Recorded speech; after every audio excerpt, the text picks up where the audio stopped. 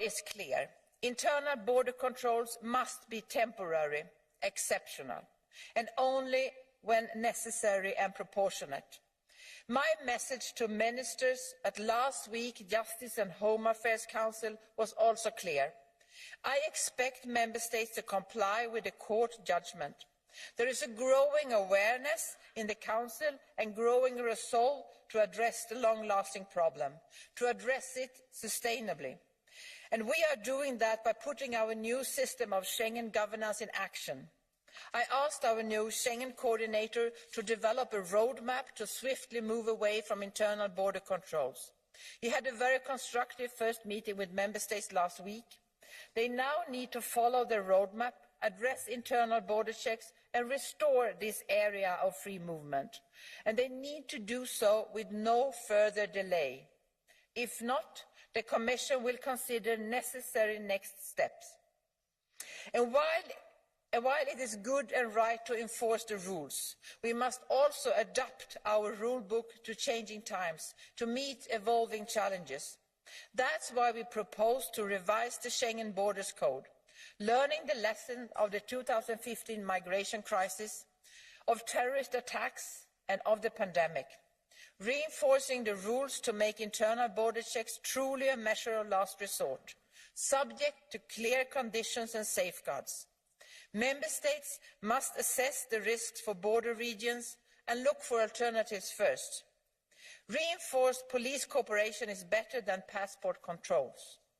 Everyone must do their part. The Council has already agreed its mandate to start negotiations on the Schengen Border Code, as we just heard from the representative of the Council. Now it's Parliament's turn. Let's pass this legislation. We need to make sure that when new member states join Schengen, which I hope can be possible soon, the only proof you need, by the way, that Schengen is still very much alive. And we fully welcome the millions of proud new citizens into the Schengen. Everyone can enjoy free movement to the full, in a fully functioning Schengen area.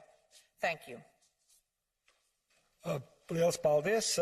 Nākamajai vārds Eiropas Tautas partijas vārdā Lena Dupont. Thank you very much. On behalf of the EPP, Lena Dupont, 1 minute and a half. Chair, Madam Commissioner, the Council, colleagues.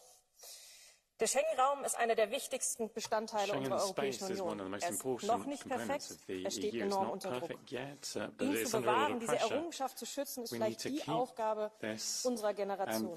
Dazu gehört allerdings auch eine ehrliche Bestandsaufnahme.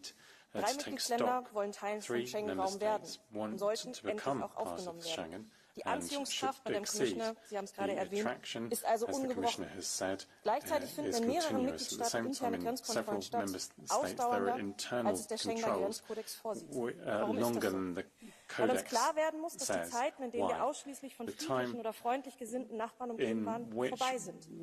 Alles, was um uns herum passiert, hat Auswirkungen auf die Außengrenzstaaten, hat Auswirkungen auf den Schengen-Raum, hat Auswirkungen auf infringements of human rights on external borders has led to chaos where we're not just building walls, we're building walls of lies with the situation with the external borders. We're in a situation where we've got chaos that is transferred onto internal borders. We can do better with asylum, with everything, if we take these issues on board. And if member states don't do this, and if we just look on, the Commission does, that these rules are infringed, then we'll be looking at internal borders. I'm from Germany, and I'm a bit ashamed. I don't think it's right that die Binnengrenzkontrollen für Österreich einfach verlängert. Und ich muss deutlich sagen, dass ich mich eigentlich sogar freuen würde, wenn wir das nicht nur dem politischen Wettstreit überlassen, sondern wenn endlich nicht mehr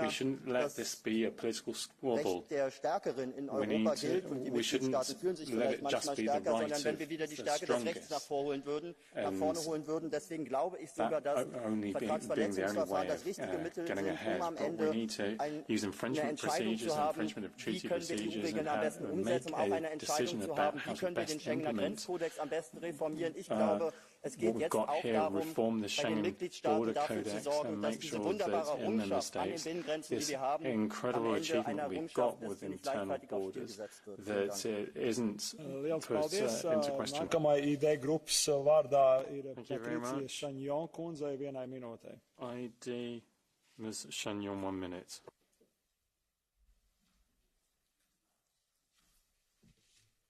Monsieur le Président, Madame la Commissaire, chers collègues, vous êtes toujours très rapide à vanter les avantages de la libre circulation de l'espace Schengen. Mais bien plus discret quand il s'agit d'admettre le lien avec les infractions, voire avec les drames liés à l'absence de contrôle aux frontières.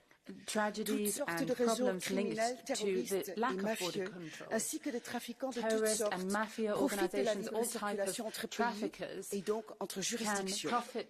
Et peut-être la conséquence la plus dramatique, c'est l'arrivée, l'installation et la circulation de migrants clandestins de plus en plus nombreux sur le continent européen. En réalité, l'espace Schengen, qui devrait être un espace de libre circulation protégé, est un espace de libre circulation ouvert à tout genre. Vos propositions d'étendre l'espace Schengen, aujourd'hui à la Roumanie et à la Bulgarie, demain aux Balkans, en passant de 27 à 30, voire 36 États membres, avec une poussée vers l'Est, comme le déclarait le chancelier allemand Olaf Scholz samedi dernier, témoigne de votre obstination à avancer votre projet idéologique. Après votre camouflet de 2005, votre refus de référendum depuis sur le sujet de l'avenir de l'Europe confirme vos velléités impérialistes et votre mépris pour la volonté des peuples que vous avez décidé d'ignorer. Liels paldies. Nākamajam EKR grupas vārdā Roba Roken kungam 1 minūtei. ECR. Mr. Roken, 1 minute. Dank u wel, voorzitter. Commissaris, counsel. Thank you, President. Madam Commissioner. Als je geen grenzen hebt, heb je geen land. Dit zei voormalig Amerikaanse president Trump. If you have no borders, you en hij have had no gelijk. country. Schengen, en dat is zojuist al eerder gezegd, kan alleen voortbestaan als de buitengrenzen van de EU streng worden bewaakt. Schengen als de muren van Fort Europa geen scheuren kennen. Maar op dit ogenblik bereikt de illegale immigratie een recordrecord. De mensensmokkel-NGO's brengen 10.000 illegalen naar Europa.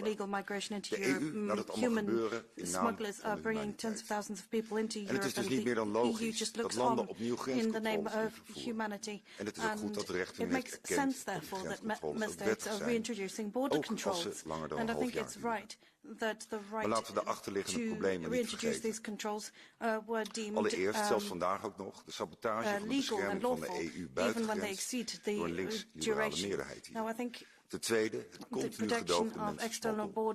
En ten derde, de niet-naleving van het Dublin-akkoord. Het wordt tijd dat we de industriële mensensmokkel beëindigen, Dublin eindelijk eens gaan naleven en onze grenzen veel steviger gaan beschermen. Laat Fort Europa maar werkelijkheid worden. Dank u wel. Paldies. Nākamajai vārds Klara Ponsati Obials kundzei 1 minūtei. Thank you. Ms. Ponsati Obials. Thank you, President. The continued border controls and closures in some member states must end now. The Court of Justice has now indisputably established that what we knew all along, that continuous border controls and closures are illegal. The latest extension of border controls by France until April 23rd, arguing new terrorist threats, makes a mockery of the Union's law and the Court. Worse, by keeping controls and blocking crossing points in Catalonia, France is endangering the livelihood and personal ties of thousands of Catalans north and south of the border. 1 month ago, I stood here asking that the border at Banyuls be open, but the rocks blocking the road are still there. France shows no intention of changing course. Now I ask you, Commissioner, do act. I ask you to uphold a cornerstone principle of this union and protect the freedoms of European citizens. Make France open the borders now. Thank you very much. Paldies. Nākamajam vārds Vladimir Bilčīk kungam pusotrai minūtei. Mr. Bilčīk, 1 minute 30. Thank you, Mr. President, Madam Commissioner, colleagues. When you ask the citizens of Slovakia what they see as the biggest benefit of the European project, Schengen has for years topped the list of their answers. Schengen is Europe. If we weaken, undermine or dismantle Schengen, we weaken, undermine and ultimately destroy Europe. Free movement of people inside the European area is the cornerstone of our values. We must cherish it and stand up for it, especially when Schengen faces existential threats. Unfortunately, temporary border controls between member states of the Schengen area have become a new norm. They complicate travel, work and freedom for many Central Europeans. Any member state should use internal border checks only in exceptional circumstances and as foreseen by the treaties. Dear colleagues, as the recent ruling by the European Court of Justice tells us, we as European lawmakers must insist on the principle of rule of law and its due application.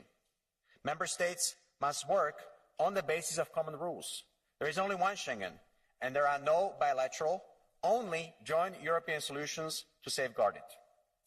We must invest together in a more effective protection of Schengen external border, give more power and resources to Frontex, and insist that our accession partners in the Western Balkans are serious and work with us by harmonizing their respective visa policies with the EU.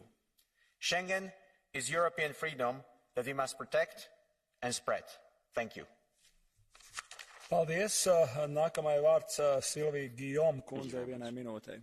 Ms. Guillaume, 1 minute. Monsieur le Président, Madame la Commissaire, depuis 2015, plusieurs États membres, dont la France fait partie, ont réintroduit des contrôles aux frontières intérieures en lien avec le terrorisme et la guerre en Syrie. Mais ces contrôles censés être temporaires durent depuis 7 ans. Cette durée est inadéquate et le maintien des contrôles remet en cause le fonctionnement fluide de l'espace Schengen, qui est l'un des acquis principaux de l'Union. Par ailleurs, le maintien indéfini contrevient au droit de l'Union. C'est ce qu'a rappelé la Cour de justice à l'égard de l'Autriche dans son jugement d'avril dernier. Il y a donc un message très clair à passer aux autorités nationales pour qu'elles se conforment au droit et cessent ces contrôles dont l'efficacité n'a d'ailleurs jamais été réellement évaluée. Ensuite, il serait utile de savoir pourquoi la Commission, en 7 ans, n'a pris aucune mesure en infraction.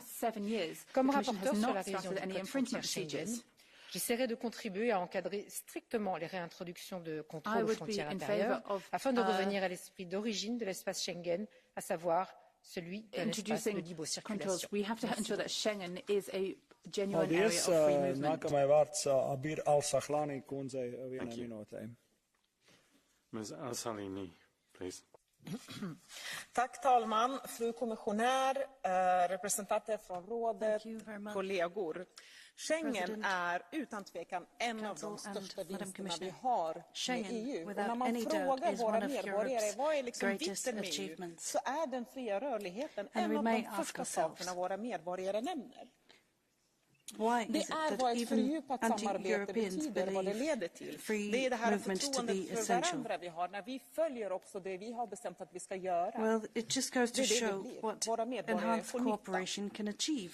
Men tyvärr är den här rättigheten ständigt under attack och hotad. I flera medlemsstater nu vill man plocka kortsiktiga och billiga poänger genom att införa och förlänga gränskontroller i en blek ansats till att visa styrka och aktivitet. Resurserna för att upprätthålla dessa olagliga gränskontroller kan användas på så många andra sätt. Ring mig om ni vill ha tips på hur ni kan använda dem. Istället för att hindra vanliga svenskar från att åka till Danmark för att jobba och tjäna sitt levebröd. Det man ofta glömmer är att säga är att de här gränskontrollerna är så skadliga ekonomiskt för våra gränsregioner. Jag vill uppmana därför EU-domstolen att slå ned mot dessa godtyckliga och olagliga gränskontroller nu. It must be said, so I think these illegal practices must be stopped. Bernhard Zimniok kungam pusotrai minūtei. Mr. Zimniok, 1.5 minutes. Herr Präsident, In Österreich wurden dieses Jahr 75.000 illegale Migranten aufgegriffen. Das sind so viel wie im Jahre 2017 bis 2021. In Deutschland wurden bis Ende September bereits über 150.000 Asylanträge gestellt. Dabei sind die Aufnahmekapazitäten durch die 7,5 Millionen Ukrainer in Europa allein in Deutschland ca. 1 Million schon völlig überlastet. Im Landkreis Fürstenfeldbruck in Bayern werden deshalb zur Unterbringung von Flüchtlingen Beschlagnahmungen von Privatimmobilien bereits geprüft. Offensichtliche kann man die Interessen unserer eigenen Bevölkerung, die zudem noch zunehmend verarmt, verelendet und gar nicht mehr verraten. Das Problem sind nicht die von EuGH als illegal eingestuften Grenzkontrollen im Schengen-Raum, sondern dass wir eine Grenzschutzagentur namens Frontex haben, die alles tut, außer die Außengrenzen wirkungsvoll zu schützen. Grenzschutz heißt, illegale Migranten an der Grenze abweisen. Und illegal sind sie, weil sie aus sicheren Ländern einreisen. Ich mache den Migranten keinen Vorwurf. Wir sind es, die Fehlanreize hier schaffen, wie Rundumversorgung und so weiter. Das ist seit 2015 offensichtlich. Aber statt hier grundlegende Änderungen in der Migrationspolitik im Sinne unserer Bürger vorzunehmen, wird weiterhin die unkontrollierte Masseneinwanderung forciert. Eines muss jedem klar sein. Die Migrationsfrage ist die Schicksalsfrage Europas. Wir können ein zerstörtes Land wieder aufbauen. Eine durch grüne Realitätsverweigerung erzeugte Energiekrise meistern. Auch die Fehler der EZB ausbügeln. Eine Bevölkerungsaustausch, wie er hier seit Jahren rigoros durchgezogen wird, ist aber irreversibel. Daher mein Appell an euch alle, stoppen wir diesen Wahnsinn. Jetzt. Danke. Paldies. Nākamajam vārds Erno Šaler-Baroš kungam 1 minūtē. Az Európai Bíróság ítélete megerősítette, az Európai Unió legfőbb vívmánya egy belső határok nélküli olyan térség létrehozása, ahol a személyek szabadon mozoghatnak. A belső határokon történő határellenőrzés visszaállításának kivételes és arányos intézkedésnek kell maradnia, amelyre csak végső lehetőségként kerülhet sor. Ha azt akarjuk, hogy polgáraink számára fontos maradjon az Unió, akkor elengedhetetlen a schengeni rendszer megőrzése. Évek óta hangoztatjuk, annak érdekében, hogy békén és biztonság legyen a schengeni belső határokon belül, külső határainkat kell megvédeni. Magyarország hosszú idő óta komoly személyi és anyagi ráfordítással hatékonyan szavatolja az EU külső határainak védelmét. Ezt mi az egész Európai Unióért vállalt szolidaritásunk jegyében végezzük, azonban támogatást nem, csak bírálatot kapunk érte. Az idei esztendő határvédelem tekintetében is rendkívüli. 2015 óta a legelőterjesebb év az illegális bevándorlás tekintetében. Az Európai Unió ismerje fel, a válság időszakában kifelé védekezés, befelé összetartás szükséges. Köszönöm szépen.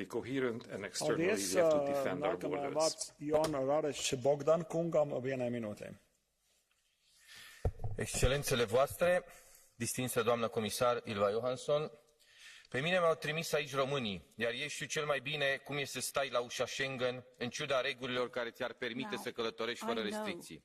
Țara mea, România, este umilită și nedreptățită de 11 ani. Orice decizie am luat, orice temă am avea pe masă, interesul cetățeanului trebuie să fie superior celui de grup. Mai ales atunci când acest cetățean reclamă încălcarea valorilor Uniunii Europene. Când împiedici libertatea de circulație și invoci rațiuni superioare, fără să aduci argumente, nu ești decât un șmecher în costum. Iar oamenii simt asta și renunță să mai creadă în politicieni și în eurosistem. Vă mai dau un motiv pentru care crește euroscepticismul. Facturile la energie sunt consecința faptului că Uniunea Europeană a închis ochii la abuzurile lui Putin și a acceptat cadoul otrăvit, care nici nu era cadou, costa scump. Și asta pentru că șmecherilor în costum nu le-a păsat de prețul energiei și de consecințele sale. Trebuie să-i putem privi pe toți cetățenii europeni în ochi. Putem toți să facem asta? Cine îi poate privi în ochi pe românii cărora le-a fost refuzat 11 ani accesul în Schengen? Votul de azi din Parlament e un semnal pozitiv, dar nu suficient. Românii au dreptul la libertate deplină, la fel ca toți europenii. Nu trebuie să existe europeni de rang 1 și europeni de rang 2. Marea familie europeană nu trebuie să rămână la stadiul de discurs.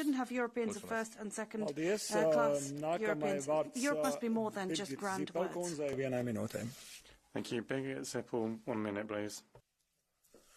Vielen Dank. Grenzfreies Reisen im Schengen-Raum. Eine unserer größten Errungenschaften ist gefährdet. Denn ganz unabhängig von dem Corona-Flickenteppich im Frühjahr 2020, es gibt Probleme. Da sind die jahrelangen Binnengrenzkontrollen, die manche Mitgliedstaaten eingeführt haben und which some member states have introduced, and they seem to be extending Die forever. Sozialdemokraten haben diese beliebig verlängerten Grenzkontrollen seit Jahren als das bezeichnet, was sie nun auch aus Sicht des Europäischen Gerichtshofes we've described them as what the ECJ now says they are, namely Binnengrenzkontrollen müssen zeitlich befristet sein. Der EuGH hat hier klare Grenzen aufgezeigt, die einzuhalten sind. Und wenn nötig, muss es endlich auch Konsequenzen geben. Mitgliedstaaten und Kommission müssen mehr tun, um diese eine unserer größten Errungenschaften effektiv zu schützen. Denn wir wollen, dass sich die Menschen in der Europäischen Union frei bewegen und sich begegnen können. Thank you. Paldies. Nākamajam vārds Walter Flego kungam vienai minūtei. Mr. Flego, 1 minute. Hvala predsjedniče. Poštovani. Schengen je jedan od najvećih uspjeha Europske unije, a jačanje Unije ne radi se rušenjem postojećih elemenata, nego dodavanjem i nadogradnjom istih. I jasno je da u mozaiku zvanom Schengen nedostaju Hrvatska, Rumunjska i Bugarska. A znate li koliko nas koštaju troškovi takozvanog non-Schengena? Svakih dodatnih sat vremena čekanja na granici između Hrvatske i Slovenije naše vozače autobusa košta oko 100 eura po satu, a autoprijevoznika dodatnih or 50 euros for car owners. If we were to once again introduce border controls across the EU, we would lose between 2.5 and 3.1 billion euros. By abolishing Schengen, each Slovak citizen would lose up to 350 euros each year. And waiting at the border is also a reason for some tourists not to visit certain places. So please, let's stop closing borders, and I'm looking forward to January 1st, 2023, when we're going to expand Schengen, and it's going to include Croatia. So I'm going to then be able to come from Croatia to the European Parliament without being asked anything at the border.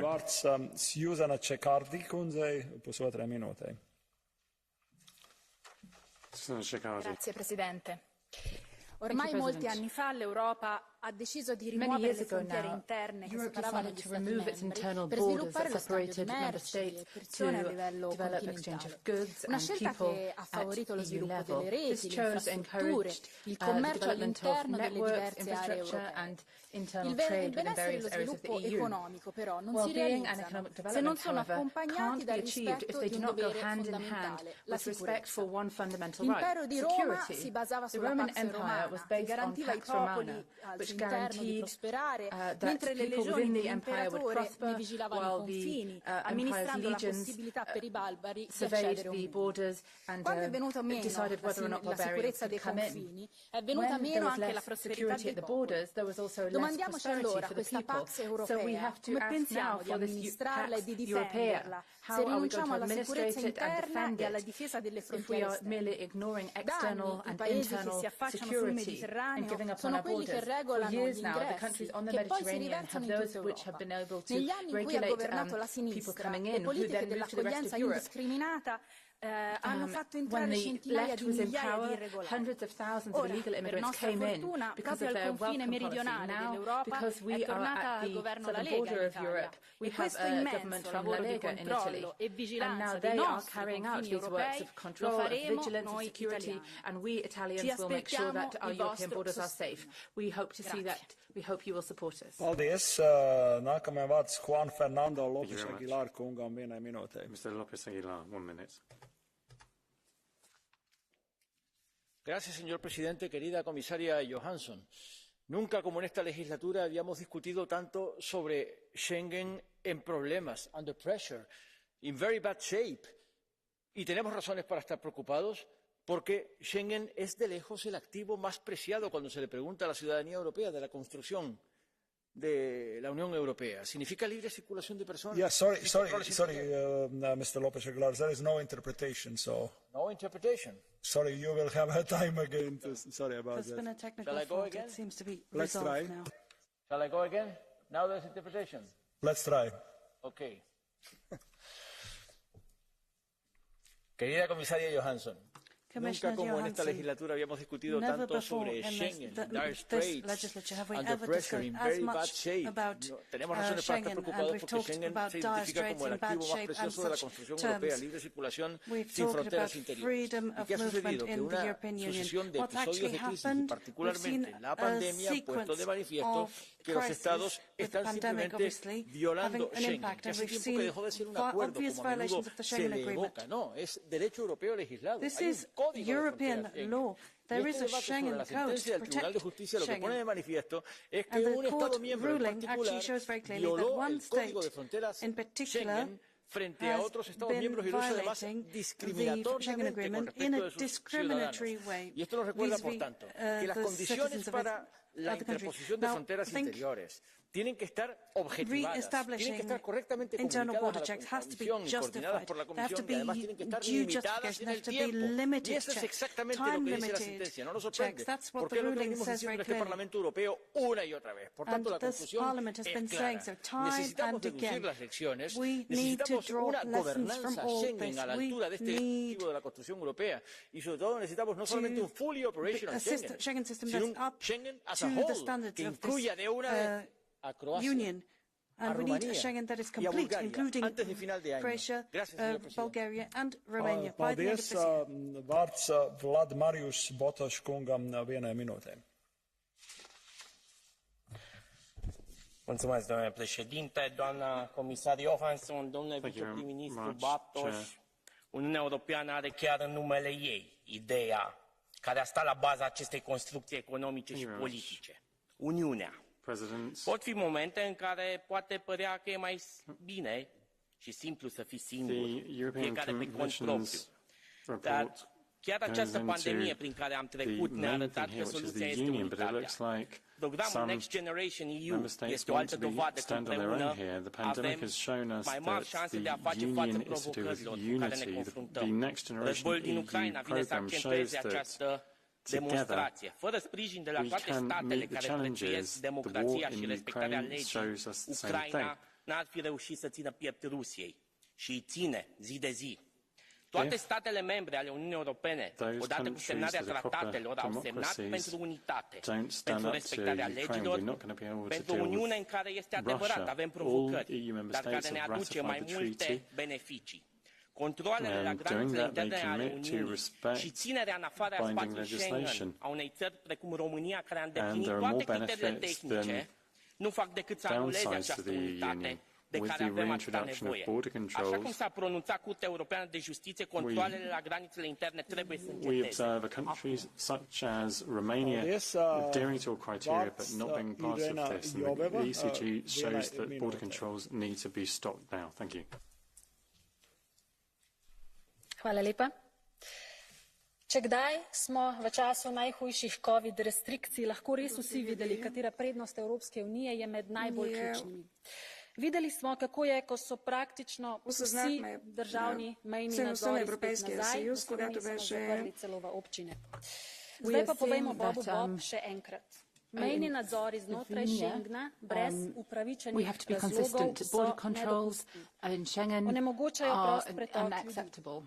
Otežujejo življenja tistim, ki delajo v sosednji državi. Predvsem pa vnašajo nepotreben razdor med državami. Še več, potem ko to stori ena država, morajo še ostale. V skladu z regulacijo je možen samo začasni nadzor za pol leta in vsi razlogi za podaljševanje tega obdobja, ki ponekod traja že več let, so v bistvu za lase privlečeni. Komisija naj v teh primerih poda uradno javno mnenje in zaščiti interes Unije z dejanji, z odločnostjo. Države članice pa naj se dogovorijo o skupnih rešitvah, zakonitih in upravičenih. Meje glede tega, ali je to mogoče ali ne, so namreč samo v glavah. Hvala. Thank you very much. Now, colleagues, we start with a catch the eye procedure. I have 3 speakers on the list, and I will start with Jordi Solé. Floor is yours. Gracias, presidente. En la Europa de Schengen y de la cooperación transfronteriza, 5 enormes piedras cortan desde enero de 2021 el paso fronterizo del Coll de Banyuls entre la parte norte y la parte sur de Cataluña en la frontera entre Francia y España. Fíjense que estamos hablando de un cierre total, general y absoluto, no de una reintroducción de controles. Un cierre que tenía que ser temporal, pero que ya lleva casi 2 años. Un cierre que afecta a la comunicación y al día a día de las poblaciones limítrofes, pero también, por ejemplo, la prestación de los servicios de emergencia. Los criterios aducidos por Francia en su momento para justificar el cierre y prolongarlo 3 veces ya de ninguna manera pueden ser compatibles con los criterios de necesidad y de proporcionalidad a los que se refiere la sentencia del TJUE. Señora comisaria, haga que se cumpla esta sentencia, haga que se reabra el Coll de Banyuls y se restablezca allí también la libertad de circulación. Thank you very much. Now I would like to give a floor to Claire Daly. Thank you, President. I suppose the first thing to say is it's very nice to be vindicated. For years we've been raising the illegality of internal Schengen border controls, and it's really good to see the ECJ rule unequivocally that they are illegal, and congratulations to Stefan Salomon, who took the case in the first place. But the issue actually is what has happened since the ruling was made in April. And the answer, of course, is absolutely nothing. Countries with illegal border controls still have them. Germany, France, Austria, Sweden, all the countries that cry blue murder about rule of law in Hungary are just ignoring the judgment, doing whatever they like regardless. And the Commission has done nothing to force them to implement it. France has had its Schengen border controls for 7 years, for God's sake. It's absolutely farcical. And the latest thing they want is to change the law to suit themselves so that they can keep their border controls as long as they like. So, ignoring the law, ignoring ECJ rulings on the law and changing the law to suit yourself. It's what you give out about Poland and Hungary for. We can't have one rule of law for one. Yeah, thank you very much. Next speaker is Mick Wallace. Thank you very much, President. The Court of Justice finds that border controls within the Schengen are incompatible with EU law. It criticises the Commission for being so slow to intervene when Member States decide to impose internal border controls. Why doesn't the Commission hold Member States to account for breaches of the free agreed movement of people within the Schengen area? Why does the EU give Member States a wide latitude to do what they want as long as they're keeping out migrants? It's the external borders where the greatest abuses occur, where the EU tactically endorses migrant pushbacks unless Member States build steel walls against people, many of whose homes and communities and environments we've helped to destroy in the first place. It is positive that the Court has reaffirmed the illegality of internal border controls. But are we going to see the EU respect human rights of the people that we are talking about? And are the EU going to start respecting their own EU law? Thank you very much. We are now closing Catch the Eye procedure, and I would like to give a floor for the Commission to Commissioner Johansson. The floor is yours, Madam.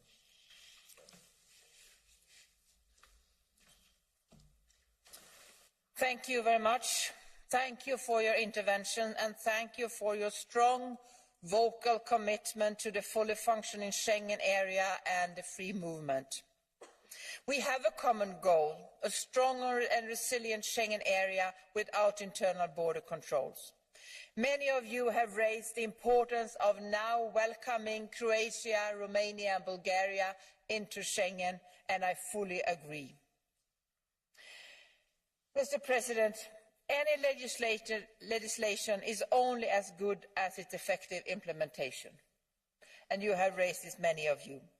It's not in line with the Schengen acquis to maintain internal border controls for years if there are no new threats. The Court of Justice made it clear internal borders controls are a temporary exceptional measure and to be interpreted strictly. As I mentioned, I have entrusted our new Schengen coordinator to work with the concerned Member States, how they now must align with the court judgment. Depending on this outcome, the Commission may come up with an opinion on necessity and proportionality, and to do that swiftly. And I hear the clear voice from you in the European Parliament.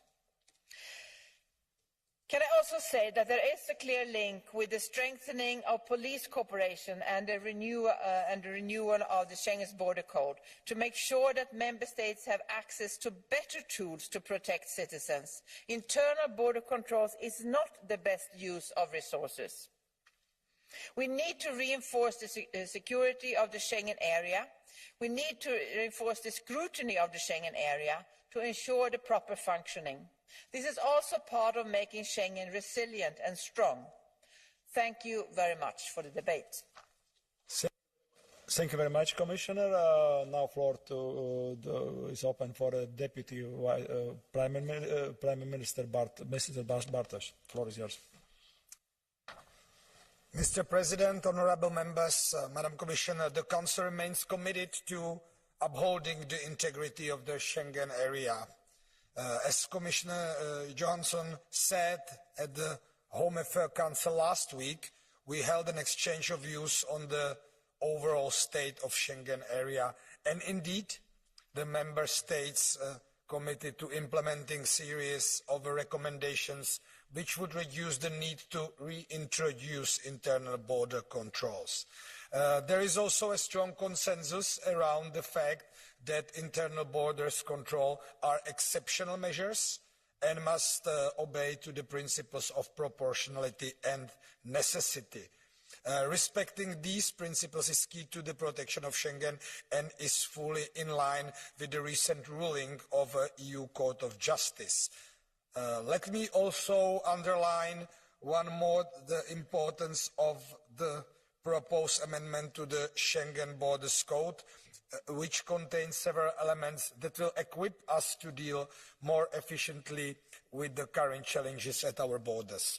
We look forward, therefore, to engaging with this Parliament to negotiate the revised Schengen Borders Code and to continuing our open, constructive discussion on this important topic. Thank you very much once again for your attention. Thank you very much. And now the debate on this point in agenda is closed. Nākamais darba kārtības jautājums. Mutiski jautājumi padomei un komisijai. ANO 2022. Gada klimata pārmaiņu konference, COP27, Šarm el-Šeikhā, Eģiptē. Item on the UN conference on climate change and Sharm el-Sheikh in Egypt. Let me begin by giving the floor to the author of the oral question, Ms. Lydia Pereira.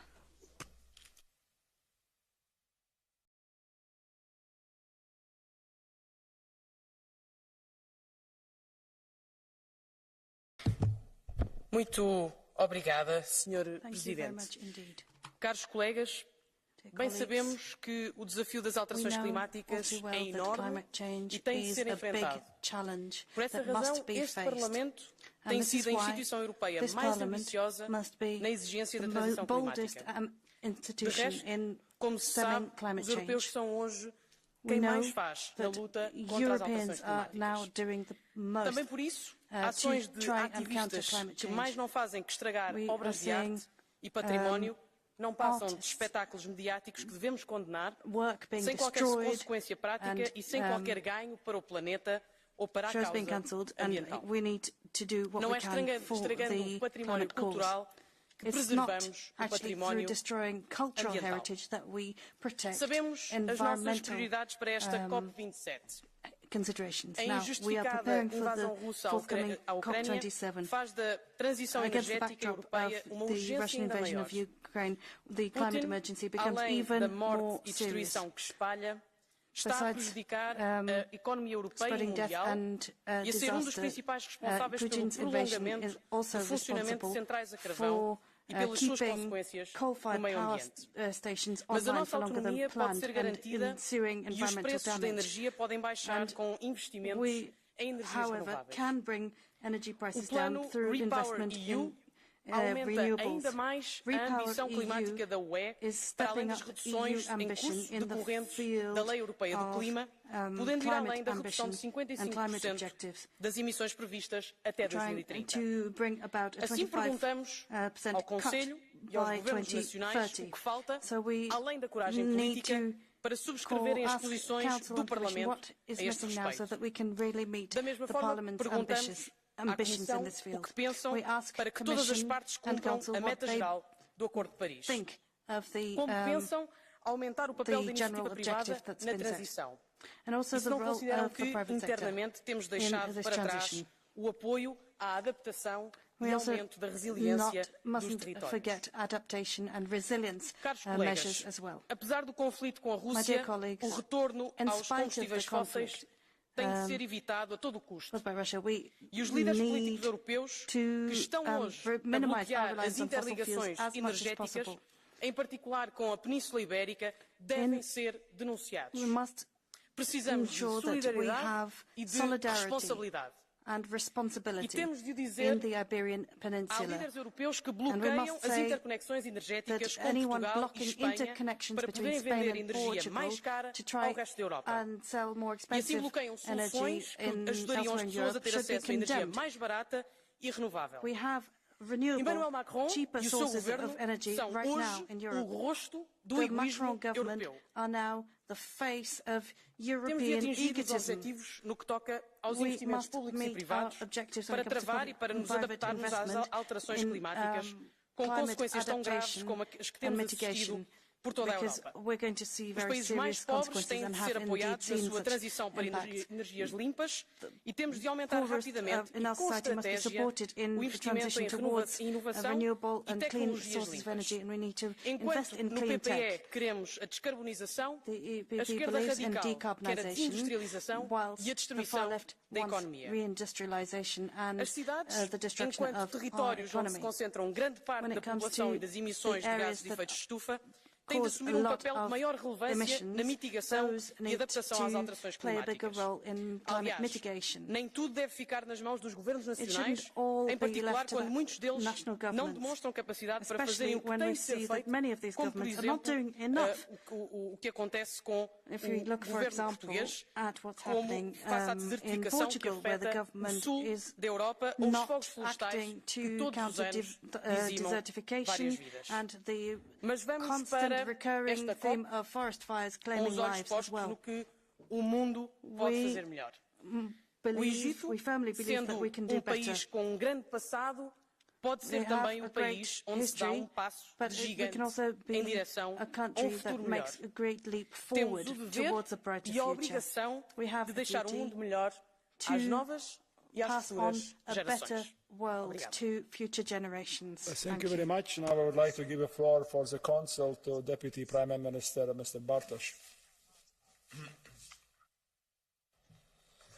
Mr. President, honourable members, Commissioner, let me begin by thanking the European Parliament for the interest it takes on the issue of climate change and the forthcoming COP27 in particular. In light of the climate crisis, of the increasing intensity and frequency of extreme weather events linked to the human-caused climate change, and of the complex political and economic framework arising from the war of aggression by Russian Federation against Ukraine, the EU must keep a leading role in the fight against climate change. It is in that spirit that the EU is effectively preparing for COP27, which will dedicate a substantial part of its agenda to adaptation, loss and damage, and climate finance, as they are key for the hosting African continent. In that regard, the EU looks forward to working alongside other parties to implementing the results of COP26 in view of keeping a balance between mitigation, adaptation, and climate finance. We will continue to support and constructively engage in the two-year Glasgow Sharm el-Sheikh work programme on the global goal on adaptation.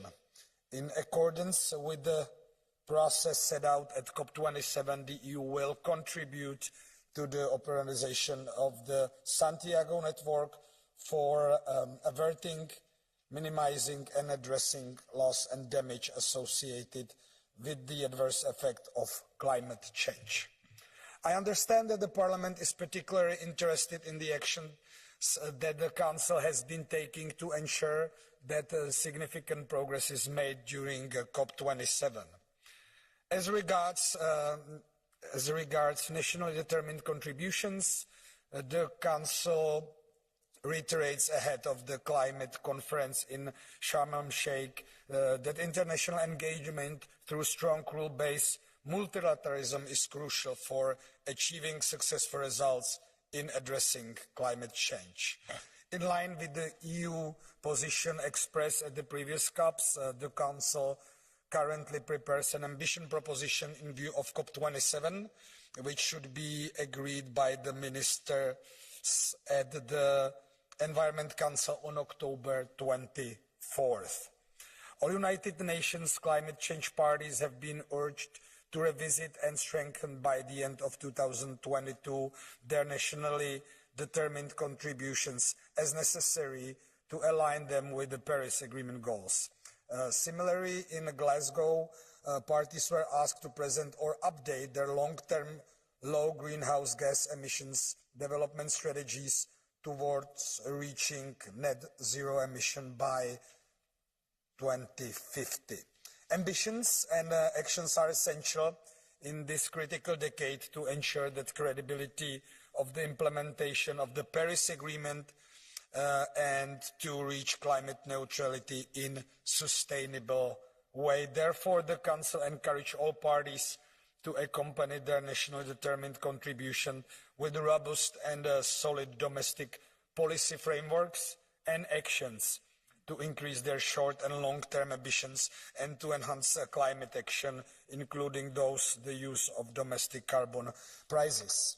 As you know, the negotiation between our institutions on the legislative proposal of the Fit for 55 package are ongoing, and it's difficult to prejudge the outcome in that stage.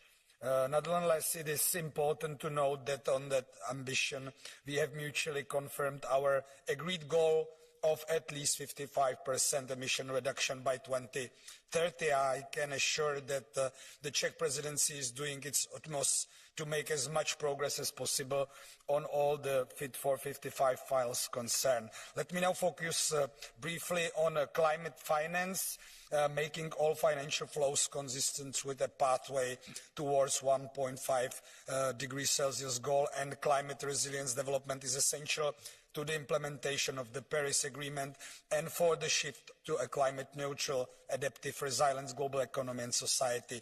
In this context, we welcome the forthcoming debate at COP27. And in this context, the EU calls on all countries to scale up their efforts to mobilize finance from all resources to support climate action and to mainstream climate actions in all financial flows. We also renew our strong commitment to continue scaling up our international climate finance toward reaching the goal of mobilizing at least $100 billion per year as soon as possible and to 2025. In addition, we are looking forward to cooperating with other parties toward implementing the Glasgow Climate Pact's call to collectively at least double the provisioning of climate finance for adaptation to developing countries from 2011 levels by 2025. The EU also welcomes the deliberation of the new collective qualified goal on climate finance taking place until 2024 and reaffirms the EU continued constructive engagement in these deliberations. Mr. President, honourable members, Madam Commissioner, I'm sorry I will not be able to stay during an entire debate, neither for the next point that is mainly about Russia, which was added to the agenda yesterday. It was a long day, but we've got a duty zone and I have to catch my plane to Prague later on today. So sorry for that, but my colleagues would address the things. Thank you. Thank you very much, Mr. Bartosz. Now I would like to give the floor for the Commission to Commissioner Johansson. Thank you, President, Deputy Prime Minister, honourable members. Thank you for this important debate as we look ahead to the upcoming COP27 in Sharm el-Sheikh. I will take this debate on behalf of Vice President Timmermans. The COP27 conclusions of the EU Council of Ministers planned for the 24th of October will reconfirm the EU's commitments towards the Glasgow Climate Pact and to keeping the 1.5-degree goal within reach. We have enshrined our commitments into the EU climate law and are pursuing their implementation. The EU is ready to demonstrate how we are staying the course in Sharm. We have been reassuring our partners that the EU's energy security will not be achieved to the detriment of climate action. With our Fit for 55 and Repower EU, we are fully committed towards delivery and implementation of our NDC and to climate neutrality by 2050. This is a continuous sign of the EU's leadership in addressing the climate crisis. COP27, as every COP, is also a moment for accountability on climate mitigation. The world needs more and fast transition, not less. For food security, energy security, climate security, geopolitical security. Sharm el-Sheikh must reaffirm the demand for the implementation of nationally determined contributions and long-term strategies, as well as for the parties to revisit the targets in their NDCs to accelerate global efforts to maintain the 1.5-degree goal within reach.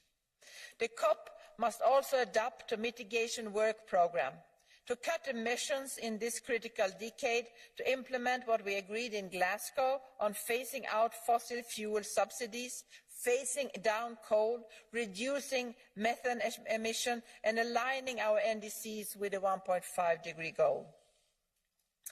The EU and its 27 member states are the largest contributor to the international public climate finance, contributing over €23.5 billion in 2020. We have contributed our fair share to the collective $100 billion by 2020 goal and will continue to do so. But we also recognise that further work is needed from now until 2025 to fulfil the commitments made by developed countries. It is therefore important that other developed countries continue to increase their contributions and deliver on their commitments.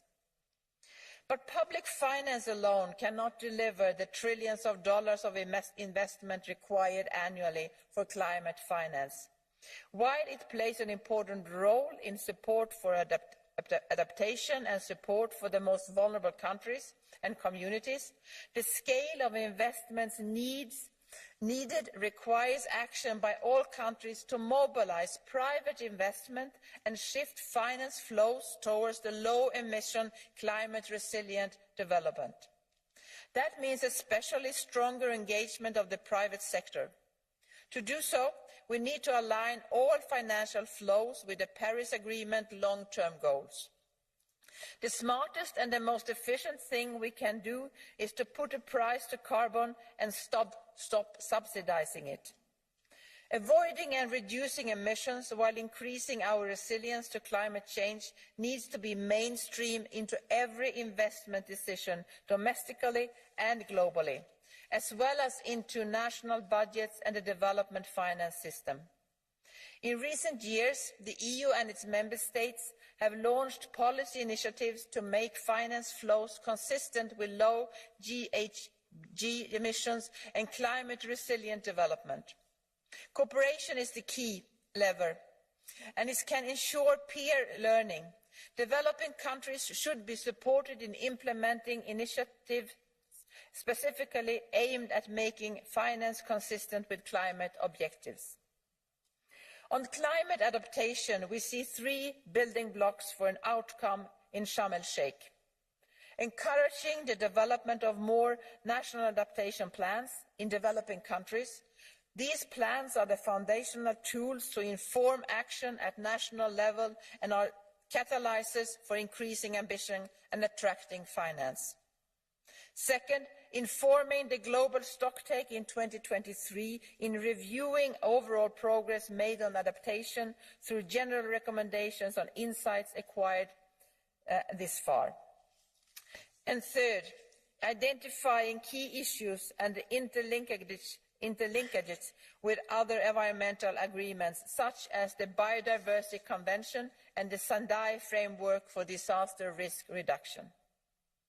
Honourable members, with our domestic experience in implementing the EU Green Deal and external policy instruments and dialogues, we are in a position to help our partners to advance their transition to a low-carbon, climate-resilient economy.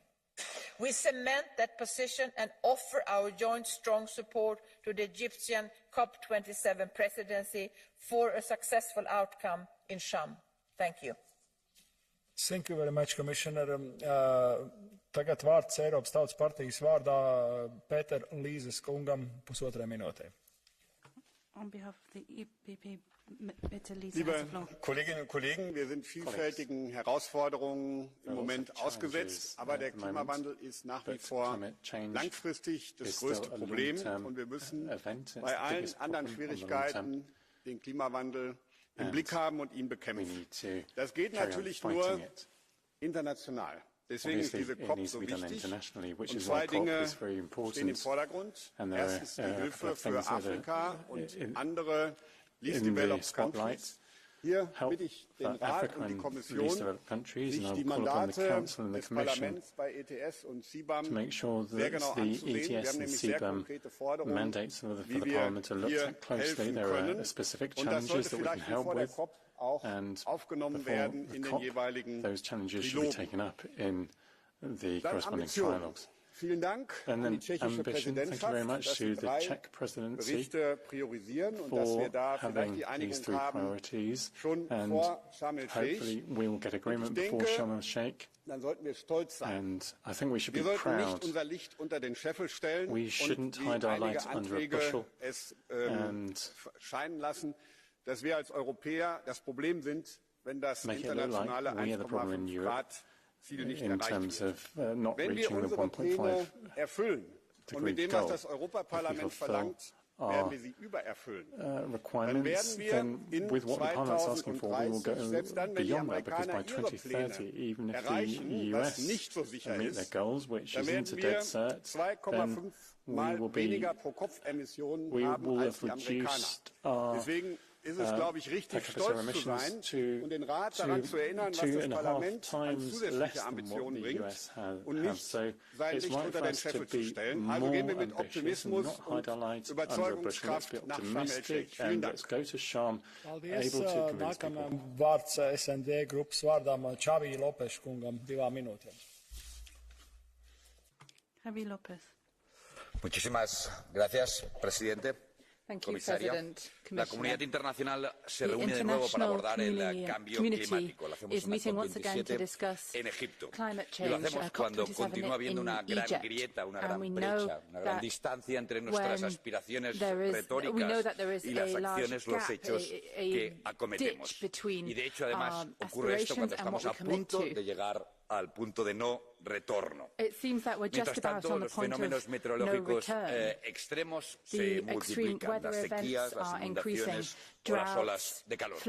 El Parlamento Europeo, en una resolución acordada, envía 3 mensajes para el trabajo importante que se tiene que hacer en Sharm el-Sheikh. 1, aumentar la ambición en términos de mitigación, descarbonizar nuestras economías. Nosotros vamos a esa conversación con el Pacto Verde encima de la mesa y además habiendo vivido en nuestras propias carnes qué significa la dependencia de las energías fósiles. Hoy descarbonizar no solo es acción climática, también es minimizar el poder y la fortaleza de algunas de las autocracias que ponen en juego un mundo basado en normas.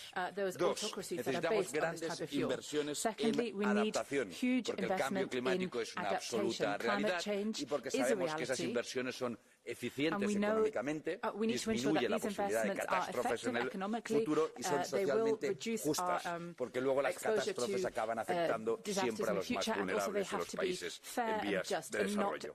Y tres, continuar con una conversación que se empezó en Glasgow, que es la de pérdidas y daños, operativizando un mecanismo financiero real para los países en vías de desarrollo. Sin duda, la financiación climática es una gran asignatura pendiente porque hemos incumplido sistemáticamente todos los compromisos a los que se han llegado. Por todo ello, reclamamos que Europa, con el Pacto Verde Europeo a la cabeza, pueda liderar una conversación global que enfrente la que es la mayor amenaza que vive la humanidad desde la justicia, la ciencia, la responsabilidad y la solidaridad, porque va nuestra forma de vida en todo ello. Σας ευχαριστώ για την ομάδα Renew Europe. Thanks very much for the Renew Europe group. Mr. Torvalds, for 1 minute, please. Mr. President, Commissioner Johansson, dear Minister, ever since the Parliament handled the climate law, we have been trying to raise the ambition. Everybody hasn't been on board, but we have been persistent, and we will be in the future also.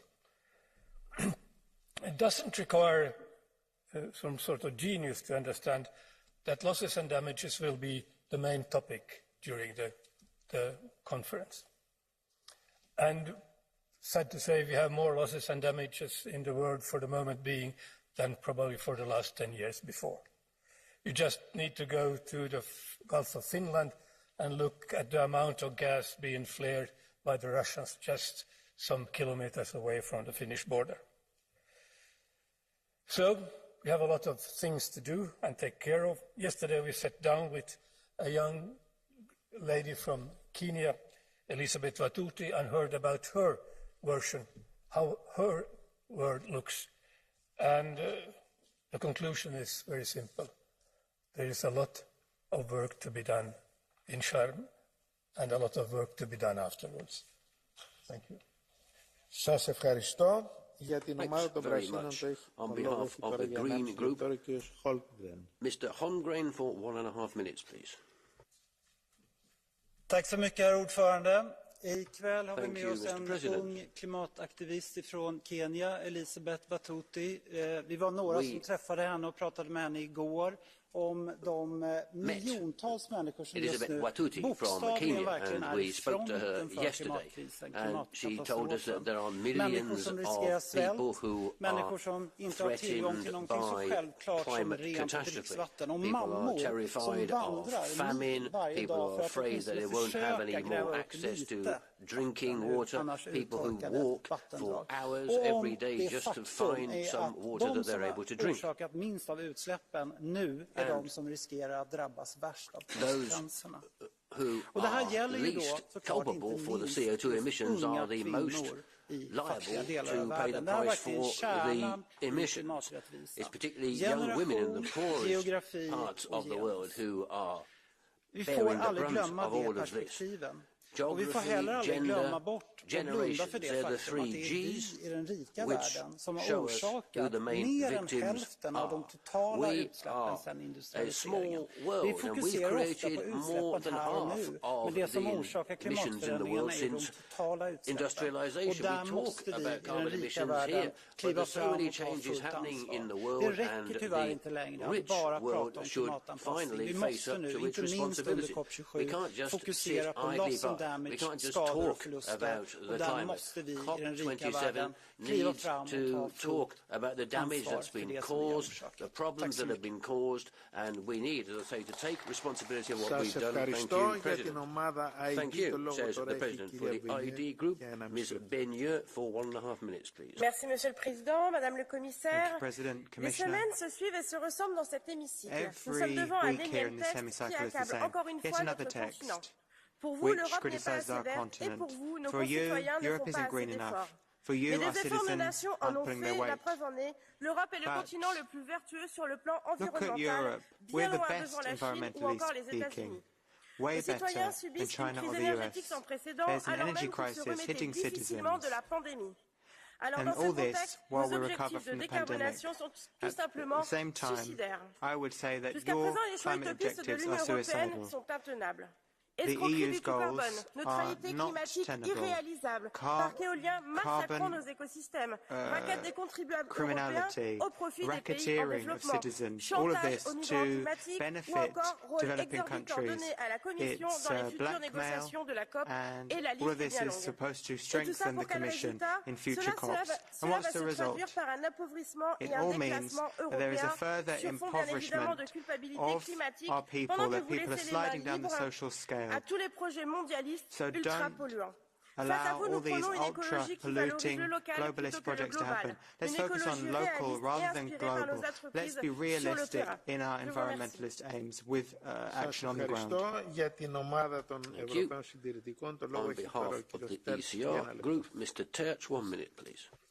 Je vous remercie. Buenas tardes. En este contexto de crisis dramática, económica, energética y alimentaria, aquí estamos viendo cómo la Comisión y este Parlamento siguen con lo mismo, siguen con la misma letanía, como si no pasara nada. Aquí seguimos por el camino místico de la transición ecológica. Cuanto más ecológicos seamos nosotros, más radicalmente ecológicos seamos nosotros, vamos a estar mejor y el mundo va a estar mejor. Es radicalmente falso. Están ustedes pidiendo unos sacrificios a la población europea, a las naciones europeas. Les están pidiendo unos sacrificios que no se corresponden en absoluto con nada de los resultados que vaya a haber. Vamos a tener un drama alimentario en Europa muy pronto. Estamos con una crisis energética de terror y ustedes siguen como si no pasara nada y lo único que anuncian son castigos, sanciones, multas y represión para las empresas, para los individuos y todo es represión y falta de libertad. Ustedes creen que con esa ingeniería social van a solucionar algo y lo único que están haciendo es condenarnos. That these proposals are going to solve anything. All you can do is condemn. Thanks very much. On behalf of the Left Group, Mr. Kokkalis, for 1.5 minutes, please. Dear Commissioner, dear colleagues, COPs are always about emissions. However, this one is really about justice. As Antonio Gutierrez explained, today it's Pakistan. Tomorrow it could be any country. And in fact, already today we experience a climate disaster every day on the planet, and this is only going to get worse as global emissions keep actually rising. These disasters of our own making befall on those least responsible and those least able to shelter and recover. Yet the Council has so far failed to heed our call for the creation of a new loss and damage finance facility. Tens of countries in the global south are bonded into unsustainable debt to us and are thus unable to tackle these climate disasters, leading to extreme poverty and lethal instability. These, colleagues, cannot be good, neither for our garden nor for our souls. We call for the EU to lead the world in pushing for a new global financial architecture beyond the Washington Consensus, mobilizing trillions in new and additional public finance to provide adequate action on mitigation, adaptation, and loss and damage. From new special drawing rights and debt relief for climate action to the Bridgetown Agenda and a broader reform of the Bretton Woods institution, including the World Bank and the IMF, multiple ideas are already being discussed and cost. This is the time to reckon with the white man's burden and the crimes of our colonial past and save the world and ourselves while doing it. Anything less would only damage the EU's global diplomatic standing, but also would delegitimize the COP process itself. Thank you. Σας ευχαριστώ. Thank you very much. That's the end of group spokesmen. Our next is a backbench speaker, Ms. Toth from the non-attached members. 1 minute, please. Tisztelt elnök úr!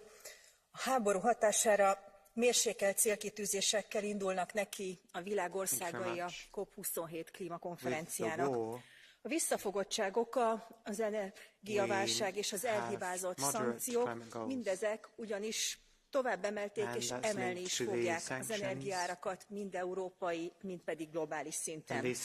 Úgy vélem, hogy a mostani klímacsúcs esélyt adhat számunkra arra, hogy számot vessünk és újra gondoljuk az intézkedések hatásait. Ha minden marad a régiben, az EU gazdasága összeomlik. Tisztelt képviselőtársaim, ilyen helyzetben nem lehetünk felelőtlenek.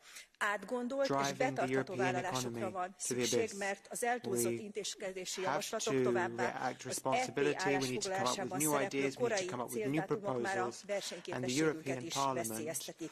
Nem hagyhatjuk, hogy a hibás uniós döntések miatt polgáraink és vállalkozásaink teljes mértékben kiszolgáltatottá váljanak a magas áraknak. Tegyünk együtt a zöld környezetért, de csak is az emberekkel együtt, és ne az emberekkel szemben. Köszönöm. For a greener economy, but with people, not against people. Σας ευχαριστώ. Το λόγο τώρα έχει για ένα λεπτό ο κύριος Kelly. Mr. Kelly, for 1 minute, please. These are special times from a climate and energy perspective. The decisions to be taken at COP27 will shape climate and energy policies and have an impact on all of us. With worrying peaks of energy poverty affecting vulnerable families, small businesses and local authorities all over the EU, we must act It took us by surprise. Making our energy system independent of Russian fossil fuels, we thought he was fossil fuels in general, is the big challenge. An acceleration of what is the most important legislation in the current mandate, the Fit for 55 package, is top priority. It is vital that the Fit for 55 is adopted as a unit in order to show the strong leadership and commitment of the EU and its member states to ambitiously contribute to closing the gap necessary to limit global warming. I am happy to be travelling to Egypt as part of the ITRE delegation. We need to act urgently and move from commitments to results. We need to act now. Thank you very much. Next speaker, Mr. Shahim. 1 minute, please. Thank you, Chair. In Glasgow, we completed the Paris rulebook. In Egypt, we have to deliver on the Paris Agreement on our climate goals. When it comes to decarbonising the world, we have a momentum to engage with developing countries to share the benefits and advantages of the global energy transition. Let this African COP be more than just a symbolic gathering. Let's pave the way for a real European-African partnership with a strong pillar for sustainable energy. A lot of sustainable energy potential in Africa is still untapped. This represents a unique opportunity to provide affordable, reliable and sustainable energy for Africa and Europe. Solar panels have a very high yield in Africa. If we cooperate more, both Africa and the rest of the world can benefit tremendously from their capacity for renewable energy. As the Green Deal is on its way to deliver on climate neutrality in Europe while leaving no one behind, the Paris Agreement reminds us that we have to do the same for the rest of the world. Thank you very much. Σας ευχαριστώ. Και τώρα το λόγο έχει ο κύριος Χόισικ για ένα λεπτό. Mr. Hojsik, well, 1 minute, please. Klimatická kríza sa týka nás všetkých. Nie je to európsky problém, je to naozaj skutočne svetový problém. A preto nesieme zabúdať, že to, čo sme zažili toto leto v Európe, si zažili v Pakistane, si zažili v Amerike. Aj možno si túto zimu zažijú v Austrálii a na južnej poli. Je to nielen globálny problém, ale aj riešenie je globálne. Európa v tom nestojí sama a musíme viesť, ale musíme spolupracovať. But we must cooperate Spolupráca as well. s Afrikou, spolupráca s Áziou, spolupráca s Amerikami je základom The riešenia. United States is the basis of a solution. Je základom riešenia It's a basis nielen of a pre solution záchranu not klímy. only Je in order to základom save riešenia our aj pre planet, vysokú infláciu, but cez to zelené solve the energie. problem of high Je základom inflation. riešenia pre ochranu Green energies biodiverzity. as a solution Cez must protect využívanie our prírody ako biodiversity, riešenia, must či už use pri nature as zachytávaní a part of a emisí, solution in alebo capturing pri carbon adaptácii na zmenu klímy. and adapting Je základom to riešenia pre rozvoj climate. a It's a bohatstvo basis for spoločnosti ako development v Európe, and tak všade for our society inde na in svete. Europe and all Pracujeme over na the tom world. spoločne. Let us work together. Thank you. Σας ευχαριστώ. Το λόγο τώρα έχει για ένα λεπτό ο κύριος Σέικαουτ. Mr. Eickhout, for 1 minute, please. Thank you, Mr. President. When we came from Glasgow, we all said we have saved the 1.5 degrees. But did we? Because we also said after Glasgow that this year should be a crucial year to raise our ambition. What has happened?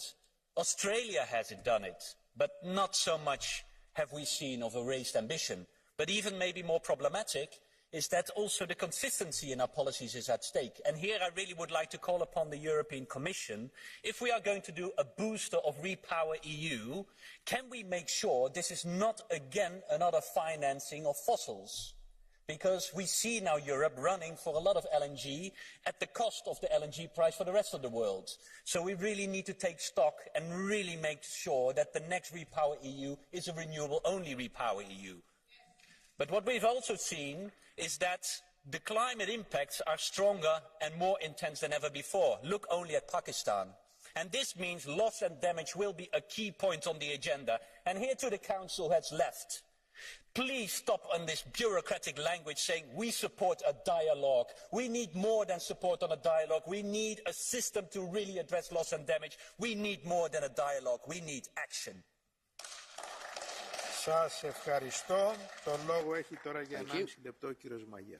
Mr. Meyer, 1.5 minutes, please. Dankeschön, Herr Präsident, geschätzte Kollegen. Was man hier einmal mehr sieht, ist, glaube ich, weniger eine Krise des Klimas, denn das Klima auf dieser Erde besteht seit 5 Milliarden Jahren und ändert sich auch schon so lange, sondern wir sehen hier mehr eine Krise der Vernunft. Was wir hier erleben, ist einmal mehr ein Versuch, ein natürlich fehlgeleiteter Versuch, der Europäischen Union, das Klima, das Weltklima zu retten. Und dieser Versuch wird fehlgehen, denn er wird ein Alleingang bleiben, auch auf Ebene der UN, denn die wesentlichen Player werden dieses Spiel nicht mitspielen, da können Sie mal sicher sein. Diese völlig unrealistischen und überzogenen Ziele, die wir hier sehen und die uns immer tiefer in diese Krisenreihen reiten, die wir hier erleben. Diese Krise der Energie, die Krise der Teuerungswelle, die Krise der Inflation, ich weiß, das ist den Grünen völlig egal, aber die nehmen ja auch nicht besonders an ihrem Kernthema teil an dieser Diskussion. Diese Krisen erleben die Menschen im Land, das finde ich nicht lustig, das können Grüne lustig finden. Und das erleben die Menschen. Es ist unsere eigenste Aufgabe, unsere ureigenste Aufgabe, den Menschen zu helfen und für die Menschen etwas zu tun, dass die Menschen mit ihrem Einkommen auch ein Auskommen finden. Und wir müssen Sorge dafür tragen, dass diese unverantwortliche Energiepolitik, die wir hier erleben, nicht weiter in die völlig falsche Richtung geht. Und die Auswirkungen sieht man ja derzeit in Deutschland. Da ist es eine Regierung mit grüner Beteiligung, die die Verlängerung 3 Atommeiler weiter beschließt. Und das wird nicht der letzte Schluss sein, sondern diese Atommeiler werden weiterlaufen. Und bis nur bis April nächsten Jahres, sondern auch darüber hinaus. Bravo, kann ich da nur sagen, liebe Grüne, habt ihr gut gemacht. Und als Haupteffekt dieser überzogenen Energiepolitik zerstören wir noch unsere Wirtschaft in Europa und damit natürlich auch Arbeitsplätze. Das wird Ihnen allen noch auf den Kopf fallen. Σας ευχαριστώ. Το λόγο τώρα έχει για 1 λεπτό η κυρία Klotz. Ms. Klotz, 1 minute, please. Szanowni Państwo, słusznie zadajemy sobie pytanie, czy inne kraje dotrzymają kroku ambicjom klimatycznym Unii Europejskiej. Odpowiedź jest powszechnie znana i jest to odpowiedź negatywna. Widzimy, że powiększa się przepaść między klimatycznymi wojownikami w Europie, a bardziej pragmatycznymi rządami w Indiach czy Chinach. Nie widzimy jednak żadnych oznak realizmu po stronie decydentów Europy. Unia Europejska nadal będzie głosić światu kazania i niszczyć swoją gospodarkę z takim samym zerowym skutkiem dla globalnych zmian klimatu. Mamy w Europie prawdziwą wojnę. To nie czas na zwiększanie finansowania na rzecz klimatu. Nie czas na nakręcanie spirali tzw. ambicji klimatycznych, a przede wszystkim nie czas na wycofywanie dotacji do paliw kopalnych. Obywatele Europy potrzebują odpowiedzi na kryzys energetyczny, a nie powielania tych samych błędów, które ten kryzys wywołały. Dziękuję. Σας ευχαριστώ. Το λόγο τώρα έχει για 1 λεπτό η κυρία Modig. Ms. Modig, 1 minute, please. Kiitos, arvoisa puhemies. EU tekee tällä hetkellä enemmän kuin koskaan ilmastonmuutoksessa, mutta se, että teemme enemmän kuin aiemmin, ei tarkoita, että tekisimme riittävästi. Ilmastopäätösten tulisi aina nojata tieteelliseen neuvoon tarvittavista toimista ja aikatauluista. Näin ei ole globaalisti eikä meillä EU:ssa. Viimeisimmän YK:n päästökuluraportin mukaan olemme menossa olemassa olevilla päätöksillä kohti 2,7 asteen lämpenemistä. Tämä on se todellisuus, jossa me lähdemme seuraavaan ilmastohuippukokoukseen. Seuraavan ilmastokokouksen on pystyttävä päättämään kansainvälisestä ilmastorahoituksesta ja rikkaiden valtioiden on oltava valmiita lisäämään rahoitusta. Mutta vihreää siirtymää ei toteuteta ainoastaan veronmaksajien rahoilla, vaan kaikki rahavirrat on saatava tukemaan vihreää siirtymää. Ja vihdoinkin edes meillä EU:ssa pitäisi kyetä päättämään, että me lopetamme haitalliset ja tehottomat fossiilituet. Rahoituksesta on myös merkittävä riittävä osuus vahinkojen ja menetysten korvaamiseen. Ne vain lisääntyvät. Tämä on surullista, mutta tämä on tosiasia. Tekemättä jättämisen hinta on paljon suurempi kuin tarvittavat panostukset, ja mitä pidempään odotamme, sitä kovemmaksi lasku muodostuu. Kiitos. Thank you very much. Next speaker, Ms. Weiss. 1 minute, please.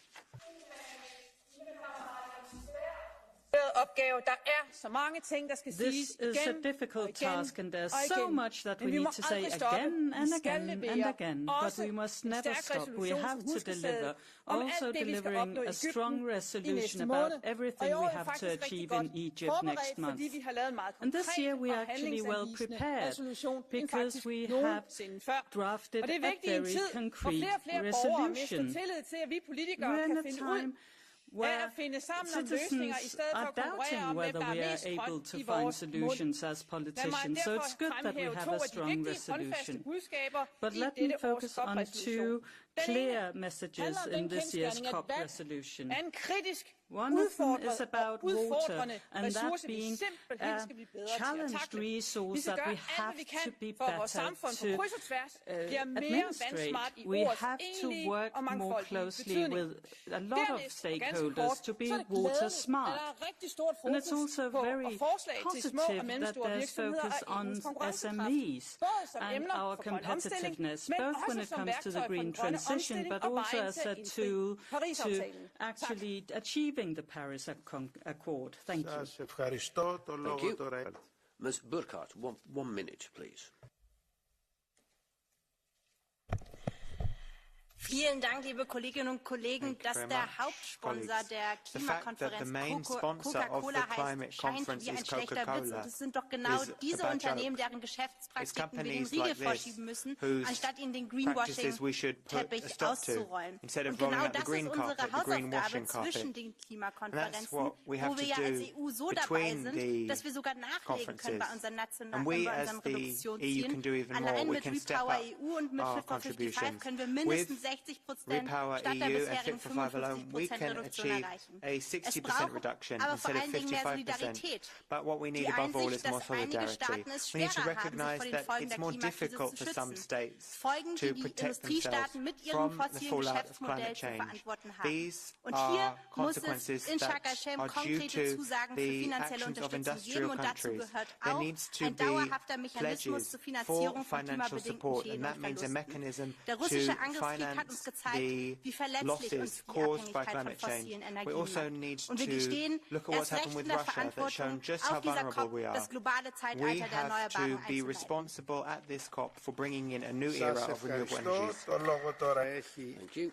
Next speaker is Mr. Stepanuca for 1 minute, please. Doamnă comisar, dragi colegi, de fiecare dată când pronunțăm cuvintele nimeni nu va fi lăsat în urmă, cel puțin o persoană moare de lipsă de apă sau de mâncare. Cel puțin o familie își pierde munca de viață fiindcă apele i-au înghițit gospodăria. Cel puțin un fermier rămâne fără recoltă după ce seceta a crăpat pământul și a ars culturile. Criza climatică a lovit deja, iar cei care vor suferi sunt copiii noștri. Este atât de simplu. Cum rămâne pentru ei viitorul? Ce rămâne pentru ei în viață? what is going to be left for them alive, what is going to happen during their lifetime. Let us not let other crises move the climate crisis on the second place. The colleague from the extreme right in Germany said that the bill that we are going to pay is huge. Yes, but if we are not going to invest in the environment, we just deny the future to our kids. And we cannot leave this bill to the end, and we cannot say that our children do not deserve to have a future. Therefore, Madam Commissioner, I would like to encourage you to represent our children at this summit in Egypt and to fight for the environment and for their future and the future of this planet. Thank you. Thank you very much. The next speaker is Mr. Niinistö for 1 minute, please. Mr. President, every inhabited region of the planet is currently experiencing the impacts of climate change. We are already living in an era of adverse climate effects. Even if last year's Glasgow COP got new climate pledges and increased ambition, that was clearly not enough. No matter how we play with the numbers, we are not still on the path to 1.5 degrees. We are actually using our remaining carbon budget within this decade. So we need to do more. Even if in Egypt the focus has been for many in climate financing, loss and damage, adaptation, those are important targets. But the EU has to, in addition to delivering into those, also take on board also the message from Glasgow that countries will increase their ambition. And the EU has to do its own role here. We are currently having the negotiations in trilogues in a number of files of Fit for 55, and from the Parliament side, like myself as rapporteur on LULUCF, we are hastening the process to get a deal also before Sharm el-Sheikh to show that the EU can increase its ambition. We hope to get support in this from the Commission and from the Council, who is absent today. I really hope that they are not absent in those negotiations and not absent in Egypt, because the EU has to put more on the table to demand more from the others. Thank you. Σας ευχαριστώ. Το λόγο τώρα έχει για 2,5 λεπτά η κυρία Λίμερ. Ms. Limmer for 2.5 minutes, please.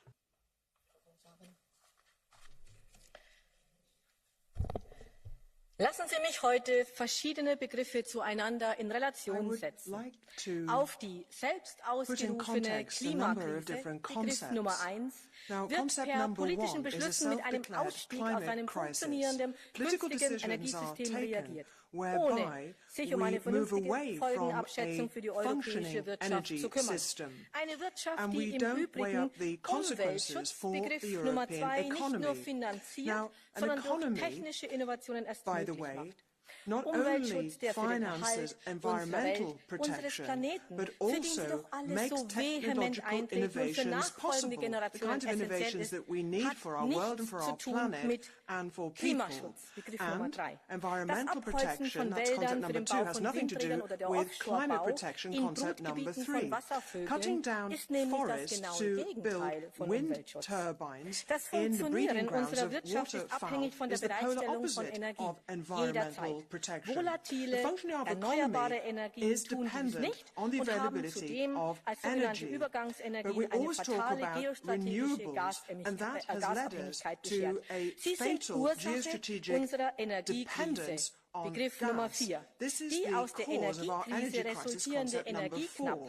Now, the fact that we now have a shortage of energy and the huge cost that entails for now repurposing our energy systems and moving away from carbon pricing is leading to energy poverty, concept number 5. Gas sanctions against Russia have driven up gas prices, doing enormous damage to ourselves in the process. But they're not actually the root cause of what is a scientific, political and ideological energy crisis, which is laying waste to our economies and impoverishing our citizens. The Green Deal, climate laws, Fit for 55, green hydrogen are all expressions of an absolutely crazy green destruction of prosperity. It is not the climate crisis which is causing causing chaos, Mr. Timmermans. Rather, it is the climate demagogues who are going around the world and pushing through the kinds of policies which are to the detriment of their own citizens, and that is anthropogenic. Thank you very much. Ms. Mazur, for 1 minute, please. Monsieur le Président, chers collègues, avez-vous remarqué l'ironie de notre calendrier? La COP, cette conférence des Nations Unies qui réunit les dirigeants du monde entier pour parler de la crise écologique et de la lutte contre le réchauffement climatique, va se tenir au même moment que la Coupe du monde de football au Qatar, organisée en plein désert dans des stades climatisés. Puis dans la foulée, nous n'avons rien trouvé de mieux que d'attribuer les prochains Jeux asiatiques d'hiver à l'Arabie Saoudite pour organiser des compétitions de patins à glace à 50 degrés à l'ombre. Tout ceci n'est pas sérieux et particulièrement cynique, alors que ces derniers mois, nous avons été marqués par des catastrophes climatiques d'une ampleur sans précédent, avec un nouveau record d'incendies en Europe et partout dans le monde, des inondations qui ont rayé de la carte des territoires entiers comme au Pakistan. Oui, la crise écologique est là, et ce sont les plus vulnérables, toujours les mêmes, qui sont les premières victimes. Alors, à l'aube d'une 27e COP, ou de plus, des millions de personnes qui subissent de plein fouet le changement climatique ont les yeux rivés sur nous, et nous devons leur apporter des réponses concrètes, des mesures politiques de justice sociale et climatique, pas seulement des résolutions et des déclarations de bonnes intentions. Ne ratons pas cette occasion. Thanks very much. Thank you, Mr. President. Our next speaker is Mr. Fulsack for 1 minute, please. Tak, formand. I årtier har vi vidst, at vi bevæger os mod en klimakatastrofe. For decades, we have known that we are moving towards a climate disaster. We know the consequences, but we've refused to actually look them in the eye. This is not a matter of the future, it's a matter of now. It's a reality. Forest fires, droughts. We have so many examples of how the planet is suffering. Even though we have seen the signs of this disaster, we don't quite act. So when we now soon will meet at COP27, we need to focus on keeping climate change at a level where it's not a climate disaster. The Paris Agreement has its limits, and we know that everything above that limit will have fatal consequences. So our job in Egypt is to ensure that climate change is not exacerbated. Keep the aim alive for the planet and for our children and grandchildren. Thanks very much. Mr. Urchin, 1 minute, please. Mr. President, Commissioner, verehrte Kolleginnen und Kollegen, die Welt schaut nach Sharm el-Sheikh, die Welt schaut nach Ägypten. Und ich möchte nicht über Klima sprechen, sondern über Menschenrechte. Denn Ägypten ist ein Land, in dem Menschen, die das System kritisieren, die kritisch zur Regierung sind, von der Straße einfach verschwinden. In Gefängnisse gesteckt werden und dann nicht wieder rauskommen. Die gefoltert werden und manchmal nie wieder das Tageslicht erblicken. Meine sehr verehrten Damen und Herren, die COP27 wird in einem Land stattfinden, in dem Menschenrechte mit Füßen getreten werden. Und ich finde, dass wir als Europäische Union davon nicht die Augen verschließen dürfen, sondern dass wir das adressieren müssen. Adressieren bei denen, die in Ägypten Verantwortung tragen. Und deswegen bin ich der Meinung, dass wir in der Resolution, die wir hier in diesem Parlament verabschieden, auch starke Worte zur Menschenrechtssituation in Ägypten finden müssen. Zu politischen Gefangenen, und einen davon möchte ich persönlich benennen, das ist Alaa Abdel Fattah.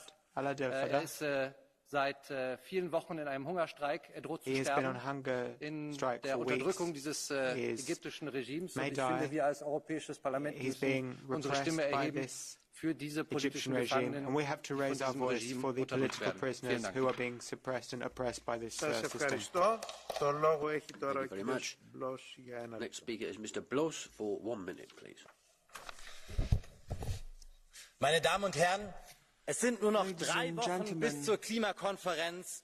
Bisher sieht es so aus, als ob sie im Desaster enden würde. Die Länder des globalen Südens verlangen Gerechtigkeit. Der CO2-Ausstoß Europas führt in Ländern wie Pakistan zu den verheerenden Überschwemmungen, den Katastrophen. Das müssen wir endlich anerkennen. Loss and damage is real. Gleichzeitig haben wir vor einem Jahr in Glasgow das Versprechen gegeben, wir müssen den Bruch des Pariser Klimaabkommens stoppen und bis Sharm el-Sheikh endlich auf das 2-Grad-Ziel kommen. Meine Damen und Herren, nichts davon ist bisher passiert. Es ist nichts passiert, weil es kein Leadership von Seiten der EU gibt. Wo sind die gemeinsamen Pressekonferenzen mit John Kerry? Wo sind die globalen Allianzen? Herr Klimakommissar Timmermans, wo sind Sie? Wir sehen Sie nicht. Sie sind noch nicht einmal hier zu dieser zentralen Debatte ins Plenum gekommen. Wenn diese Klimakonferenz scheitert, dann sind Sie auch dafür verantwortlich. Tauchen Sie auf, kümmern Sie sich endlich und sorgen Sie dafür, dass die Klimakonferenz ein Erfolg wird. Herzlichen Dank.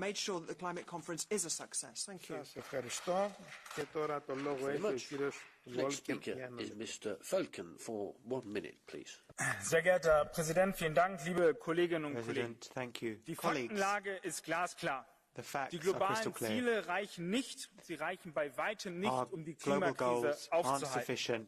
Auch das EU-Ziel von mindestens 55% Reduktion reicht 2030 ist ebenfalls kein gerechter Beitrag, wie es das Paris-Abkommen von uns verlangt wird. Wir als Parlament haben deswegen von Anfang an bei der Klimagesetzdiskussion verlangt, mindestens 60% Reduktion bis 2030. Es ist jetzt nicht die Zeit dafür, darüber zu diskutieren, wer am Ende recht hat. Es ist die Zeit, darüber nachzudenken und zu handeln und das auch jetzt zu tun. Eine Erhöhung der Klimaziele durch das Fit for 55-Paket ist möglich. Mehr erneuerbare Energien, strafferer Emissionshandel, mehr abgedeckte Emissionen, stärkere Senken, all das sind wichtige Ziele, die wir als Europäische Union jetzt voranbringen müssen. Sehr geehrte Vertreterin von der Europäischen Kommission, wir müssen uns gemeinsam dafür einsetzen, damit wir nicht mit leeren Händen zur Konferenz fahren. Und ich würde jetzt auch noch den Rat auffordern, etwas zu sagen, aber der Rat zeigt, wie wichtig ihm diese Debatte ist. Ich finde das ehrlicherweise beschämend. Es ist Zeit, dass wir die Ziele gemeinsam erhöhen, liebe Kolleginnen und Kollegen. We really need to increase these targets and goals, colleagues. Thank you. Thanks very much. Ms. Carlsbro, for 1 minute, please. Herr talman, fru kommissionär, kollegor, åhörare. Klimatkrisen är akut. I november hålls det stora klimatmötet COP27 i Egypten. Det sker i skuggan av Rysslands krig mot Ukraina, skenande energipriser och inflation. I ett läge måste vi hantera många stora, svåra frågor på samma gång. Trots det så måste vi hålla fast vid våra klimatlöften och göra allt vi kan för att utsläppen måste ner. EU är världens viktigaste miljöorganisation som på många sätt går före och visar vägen. Environmental organisation. It can show the way for others to follow, but we need to use all the tools available and work globally to try to reduce emissions. Let's put together a climate adaptation mechanism. Let's make sure that we have a real global agreement so that we don't have any more subsidies for fossil fuels, that trade agreements become a tool which will allow technological developments in this area to occur. There's not much time left. This meeting should be a chance for us to have a real result as far as the climate is concerned, because the climate and the world deserve it. Thank you. Mr. Saturi, for 1 minute, please. Monsieur le Président, chers collègues, une conférence climat est un événement international d'une grande importance. Pour les États qui doivent porter haut et fort leurs ambitions, pour les populations qui sont les premières impactées par le climat et qui poussent les responsables politiques à faire plus et mieux. En Égypte, les droits humains ne sont pas respectés. Tout le monde le sait. Nous avons porté ici même au Parlement européen plusieurs demandes, plusieurs résolutions pour réclamer la libération de 60 000 prisonniers politiques. En Égypte, on refuse l'enregistrement des associations. On refuse le droit de manifester librement. On enferme ceux qui parlent haut et fort. En Égypte, on a déjà peur des représailles d'après la COP. En plein débat sur les violations des droits de l'homme au Qatar pour l'organisation de la Coupe du Monde, il est essentiel as with Qatar and the World Cup, it is absolutely vital that we put in place a proper framework for the organisation of these conferences. We should not allow pour les régimes autoritaires. Alors je demande une chose simple, l'élaboration de critères par les Nations Unies en lien avec le respect des droits humains pour la tenue des prochaines COP. C'est une question de cohérence. Il ne sert à rien de vouloir sauver le climat si c'est pour laisser émerger les régimes autoritaires.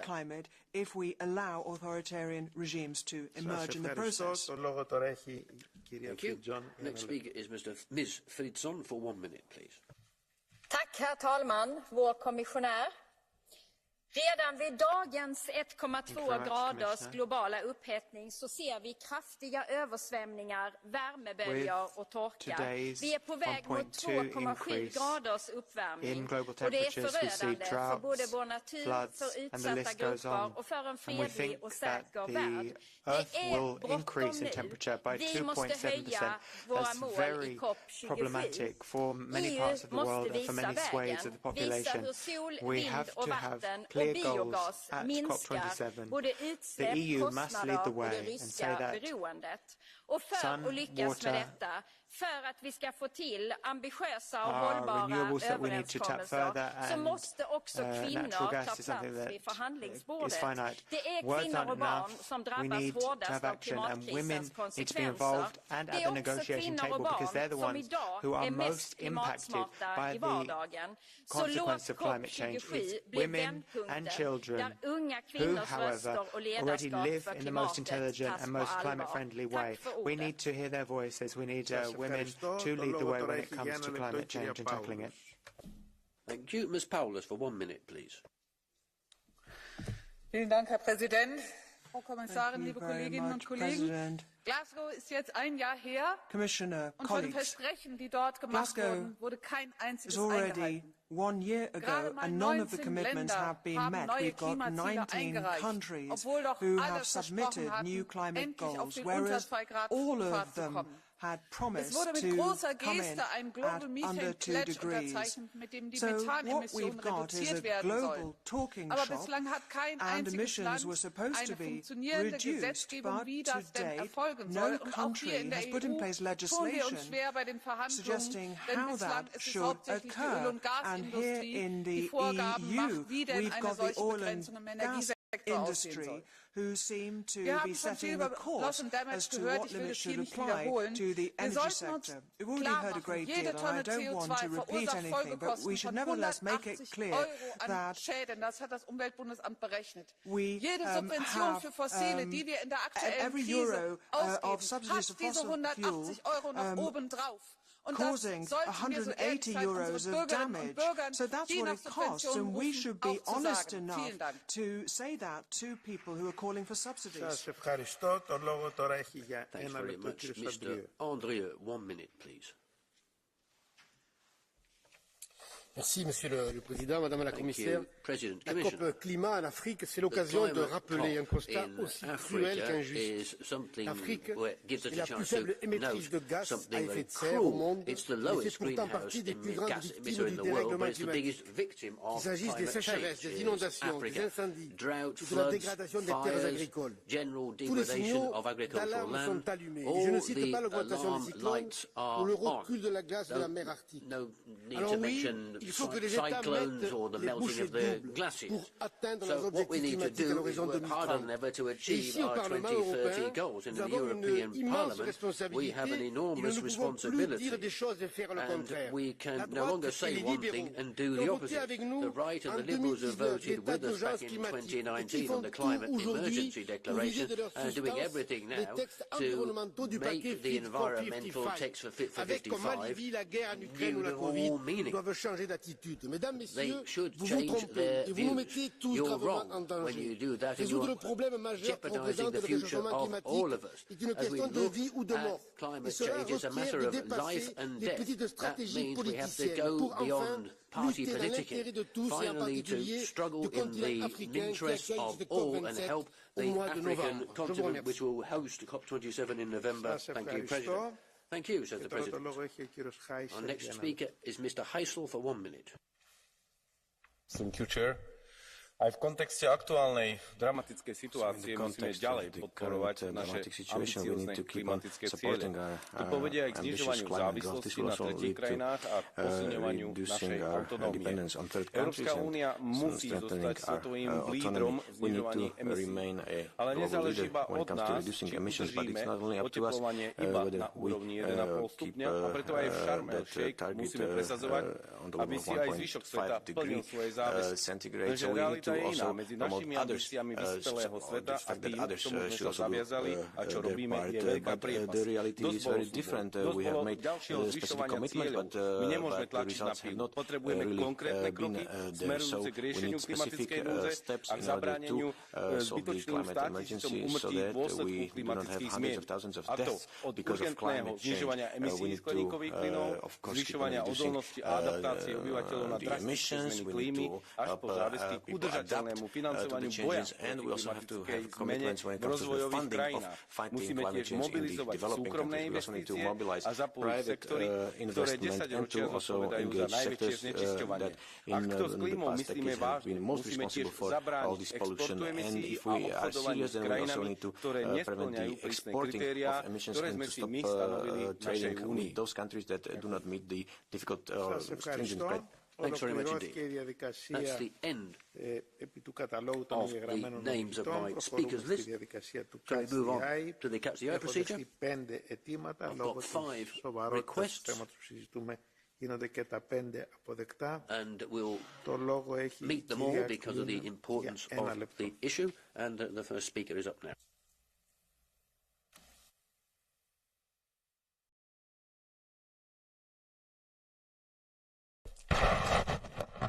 Thank you, Mr. President.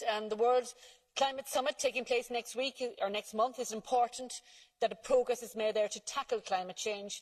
And an international challenge such as this can only be tackled with international cooperation and collaboration.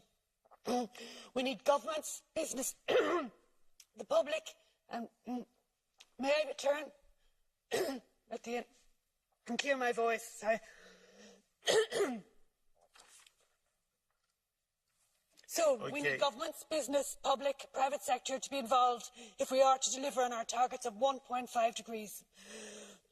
It's very important that COP27 is taking place in Sharm el-Sheikh in Egypt, a country on a continent that is experiencing the severe impacts of climate change.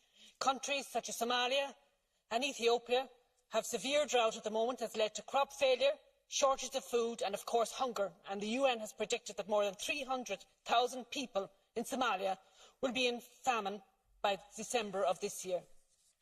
So now is the time for action. I know that we will have a strong message delivered by countries such as Somalia and Ethiopia and many more nations experiencing the realities and the crisis that is climate change. Our Fit for 55 package outlining how Europe will move to our 2020 targets is important, an important message to bring.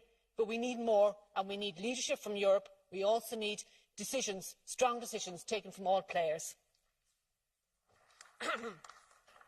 Σας ευχαριστώ. Το λόγο έχει τώρα η κυρία Σέρντας για 1 λεπτό. Ms. Shelders, for 1 minute, please. Obrigada, Presidente, e obrigada por dar o tempo devido ao Catch the Eye neste que é tão importante debate. A crise climática está bem presente no nosso dia-a-dia, por mais que existam os sinais de exigir mais ação, temos vindo a adiar os esforços do que podemos fazer hoje para mais tarde. Anualmente temos estas oportunidades para inspirar a mais ação, nos tornarmos bons exemplos de boas práticas, produzirmos legislação eficaz e inovadora. Mas não tem sido suficiente. A ciência vem reiteradamente demonstrar que não conseguiremos limitar o aumento da temperatura deste planeta. As gerações acima da minha estão preocupadas. A minha geração está assustada. As gerações mais novas estão aterrorizadas. E são nestas gerações que as decisões que foram tomadas pelos nossos pais, pelos nossos avós e as que tomamos aqui hoje neste preciso momento vão fazer sentir mais intensamente. Apelo a ser que tomemos assim boas decisões arrojadas a pensar no futuro e que não deixem ninguém para trás, porque afinal não temos planeta B. Obrigada. Σας ευχαριστώ. Το λόγο τώρα έχει η κυρία Γιώβεβα για 1 λεπτό. Ms. Joveva, for 1 minute, please. Hvala lepa. tek, kolesarjenje, jadranje. 7767 kilometrov, 38 dni in eno sporočilo. Zmanjkuje nam časa. Pod tem geslom danes že 19. dan teče klimatska štafeta. Pričela se je v Glasgowu, končala se bo v Sharm el-Sheikhu, vmes pa bo prečkala tudi mojo državo, Slovenijo. Pri soočanju s podnebnimi spremembami potrebujemo vse nosilce štafetne palice. Svetovne, evropske, državne, lokalne, posamezne, vse od prvega do zadnjega. S pariškim sporazumom smo se zavezali k stopinji in pol globalnega segrevanja do leta 2100. Veste, kje smo zdaj? Nismo blizu. Okrepiti moramo cilje, sprejeti nove zaveze, predvsem pa se držati že obstoječih in potem vseh naslednjih. Ker priča smo kataklizmom, vedno večjim in vedno večjim. Se bomo ob kakšni naravni katastrofi zares zbudili, ker sama bi si mislila, da smo jih doživeli že zdavnaj preveč in sama bi si mislila, da se zdaj pa res že zavedamo, zmanjkuje nam časa.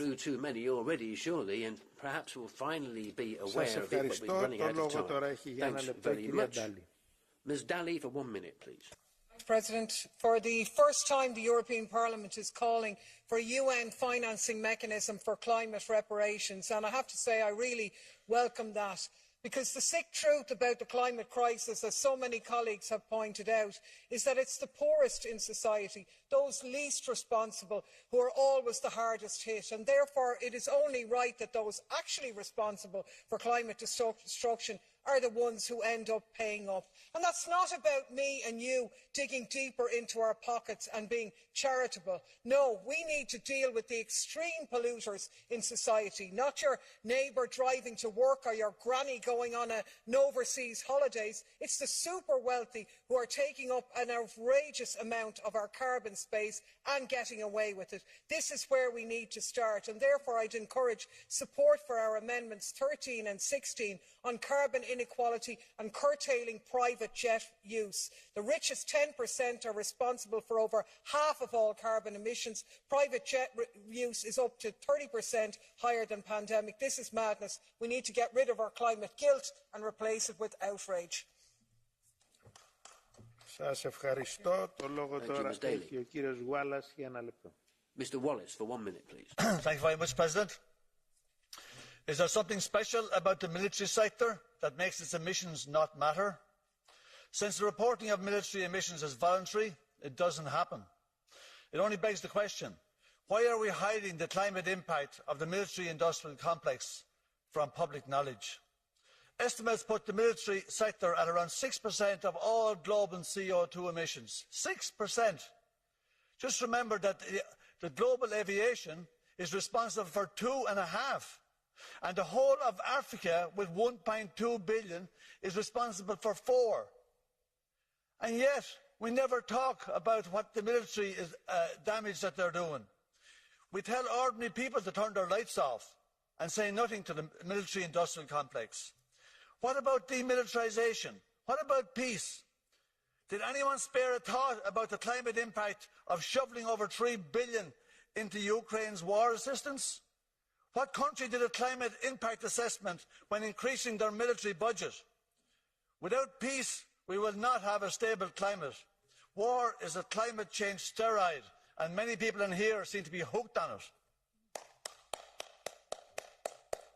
Σας ευχαριστώ. Ολοκληρώθηκε η Thanks very much. That's the end of the Catch the Eye procedure. So I now turn to Ms. Johansson from the Commission.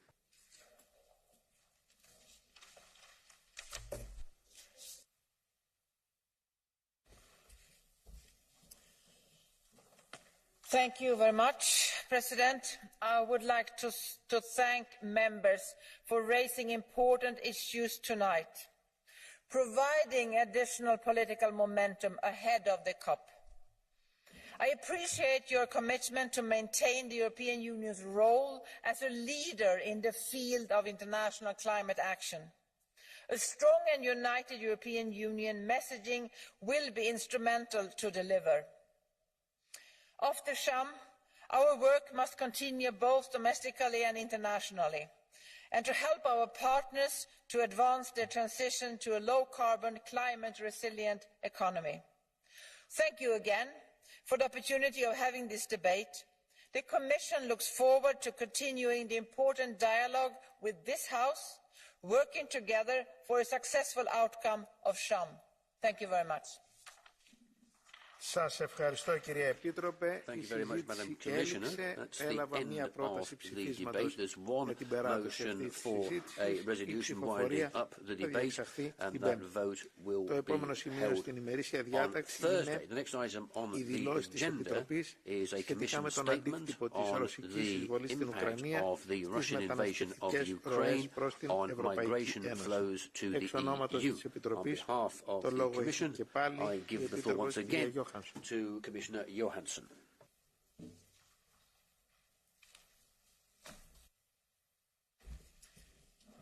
Thank you very much, President.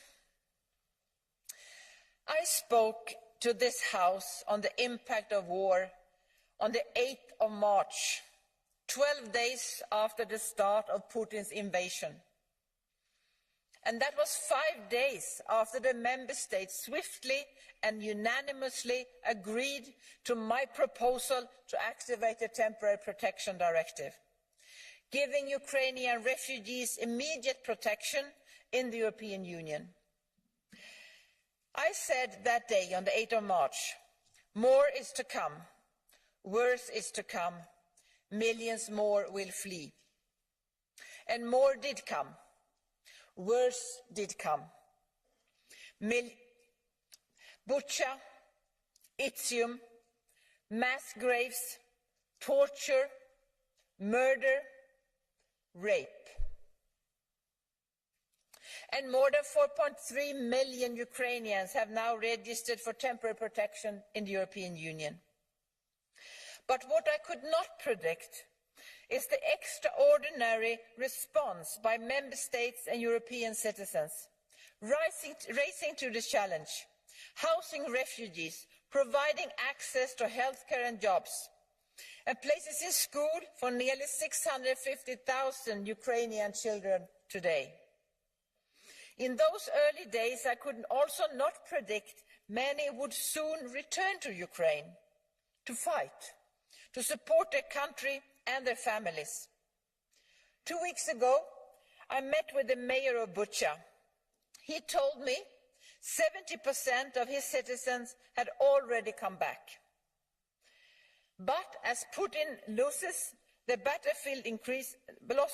on the battlefield increase, so do his attacks on civilians. Missile attacks killing innocent people. Daily strikes against the water supply and electricity supply. People could soon feel forced to flee Ukraine again. They must be sure they can do so safe in the knowledge that our doors remain open. That's what I told ministers at last Friday's Justice and Home Affairs Council, and they agreed. When people return to the EU, protection status will be swiftly reactivated. Ministers also agreed with the need to continue applying the Temporary Protection Directive for another year, until March 2024. Million vacancies across the EU, and 4,000 verified employers can find their CVs. After mobilization, we have not seen a large number of Russians arriving in the EU, but we must be vigilant. Putin's illegal annexation, mobilization, nuclear threat. Danger is rising, so must our level of protection. That's why the Commission put forward guidelines to make it much more difficult for Russians to enter the European Union on tourist visas, and with coordinated and thorough controls of Russian citizens at EU's external borders. But Europe remains open for those in need of protection, for dissidents, for journalists.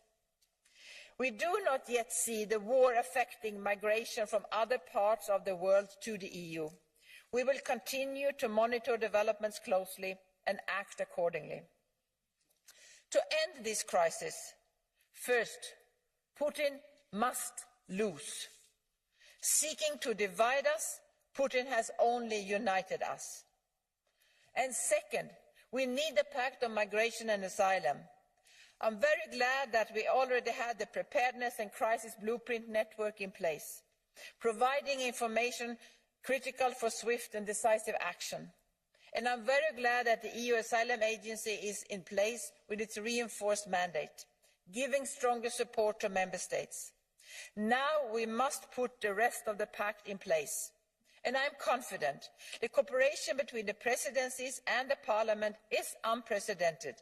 The roadmap is very important, showing a clear way forward, and an ambition that has proven evasive for so many years. So let's build on that to reach an agreement. Thank you. Σας ευχαριστώ κύριε Επίτροπε. Προχωρούμε στον κύκλο των ομιλητών εκ μέρους των πολιτικών ομάδων για την ομάδα του Ευρωπαϊκού Λαϊκού Κόμματος. Το λόγο έχει ο κύριος Λέναρς.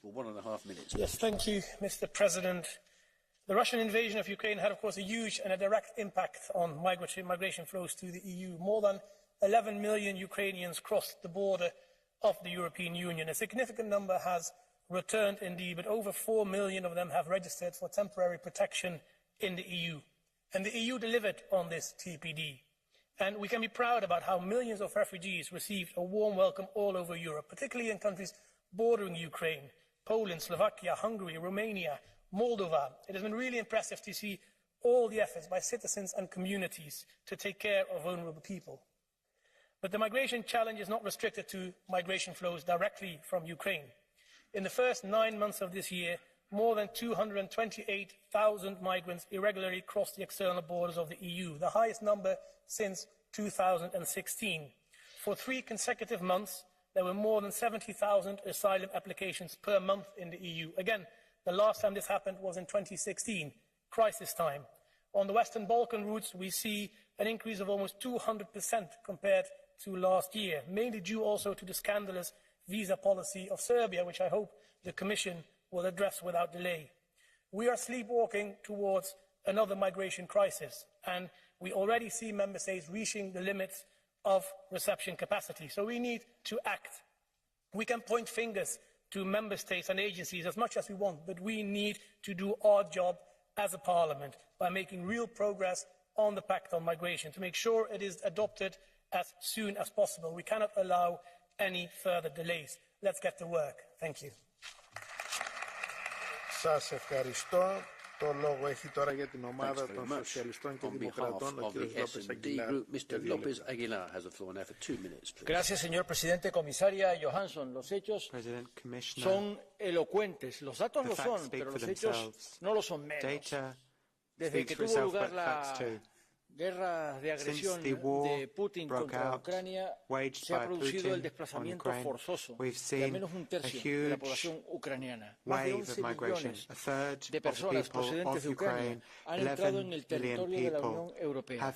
Como usted ha puesto de manifiesto, cerca de 7 millones han vuelto a Ucrania, lógicamente por sus contactos familiares o por sus pertenencias. Son libres de hacerlo. Pero al menos 4 millones, la mayor parte, el 90%, mujeres y niños vulnerables e indefensos, están disfrutando en la Unión Europea del estatuto de la Directiva de Protección Temporal, que les da visa-free acceso al territorio de libre circulación Schengen, libre residencia, acceso al empleo y a todos los derechos sociales y prestaciones que están asociados al acceso al mercado de trabajo. Y por supuesto que nos alegramos, pero eso requiere un enorme esfuerzo por parte de este Parlamento para proveer la financiación y el apoyo necesario a los Estados miembros. Y lo hemos hecho. No hemos dudado un segundo en las ayudas financieras, el programa CARE, Acción de Cohesión Especial para los Refugiados, el programa REACT, todos los remanentes, pero sobre todo el incremento del Fondo de Asilo, de Migración e Integración, del Fondo de Seguridad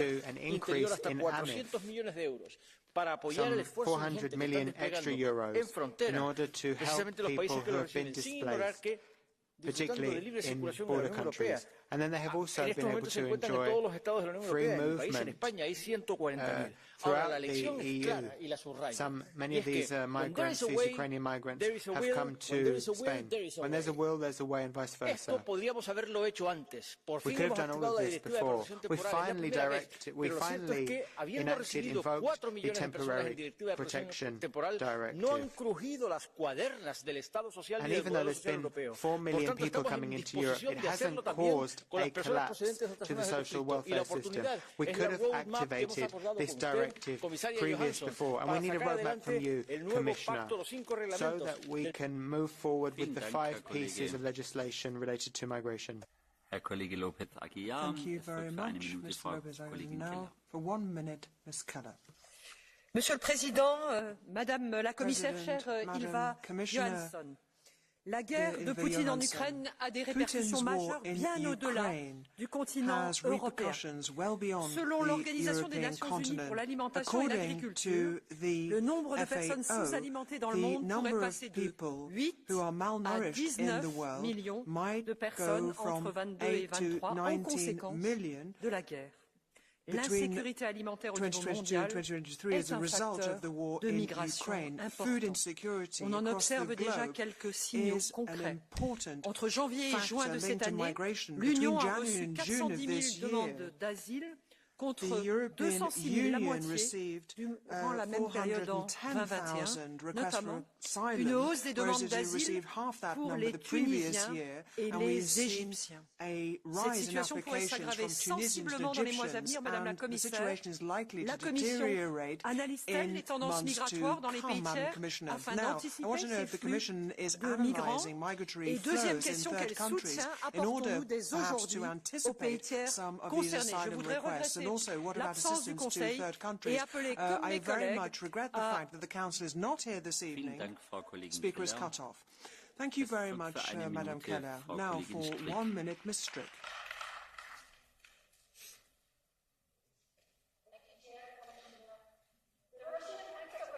Counts numerous victims.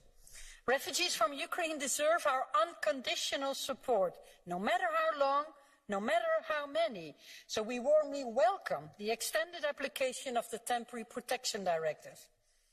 But the Russian aggression also affects citizens of Russia and Belarus who don't choose the side of Putin. Human rights defenders, journalists who speak out are persecuted. Deserters and draft evaders who don't want to fight this cruel war are under a risk as well, as Putin perceives them as traitors.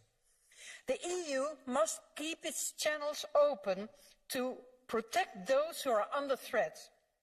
The right to asylum is neutral and universal and cannot be ignored just for political reasons. So people who arrive at our borders must be able to apply for asylum, and I call upon the Commission to monitor compliance by the Member States. Unlike the authoritarian Kremlin regime, we respect the rule of law, and only by upholding our values we can win this war. Thank you. Vielen Dank, Frau Kollegin Strick. Es folgt für eine Minute Herr Kollege Fest. Herr Präsident, Frau Kommissarin, irgendwie ist das immer wieder das gleiche Spiel. Wir kriegen immer mehr Flüchtlinge und Sie treten ja auf und erzählen immer den gleichen Unfug von vor allem Border Management. Die Wahrheit ist, Sie haben überhaupt gar nichts mehr im Griff.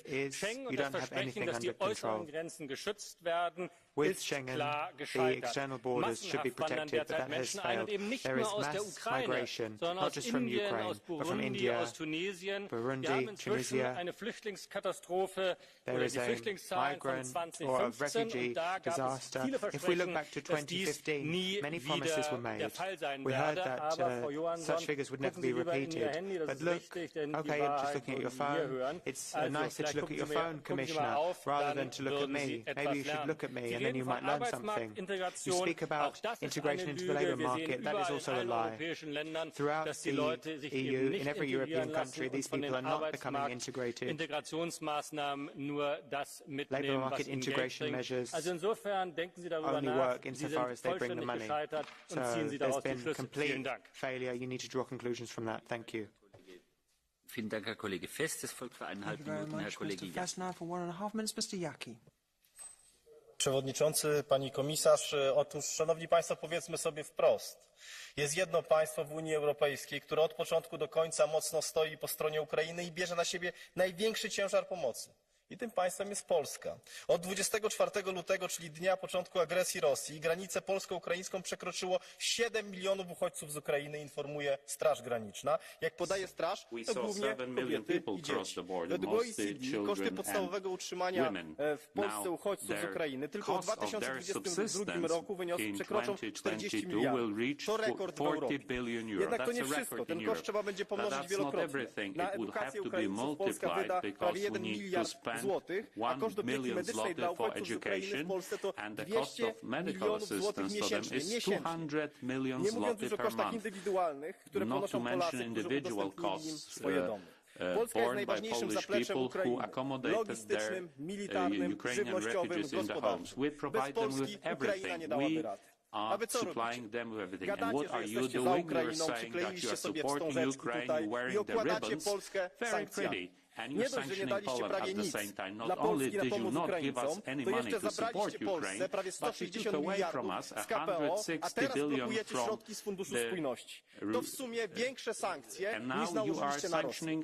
Dlatego przestańcie już wchodzić na mównicę i mówić, że biedne kobiety, biedne dzieci z Ukrainy, tylko dajcie środki. To, czego naprawdę potrzebujemy. Inaczej pomagacie Putinowi. On też woli nieskończony słowotok, niż realne środki dla Polski i Ukrainy. Rather than helping Poland and Ukraine. Thank you.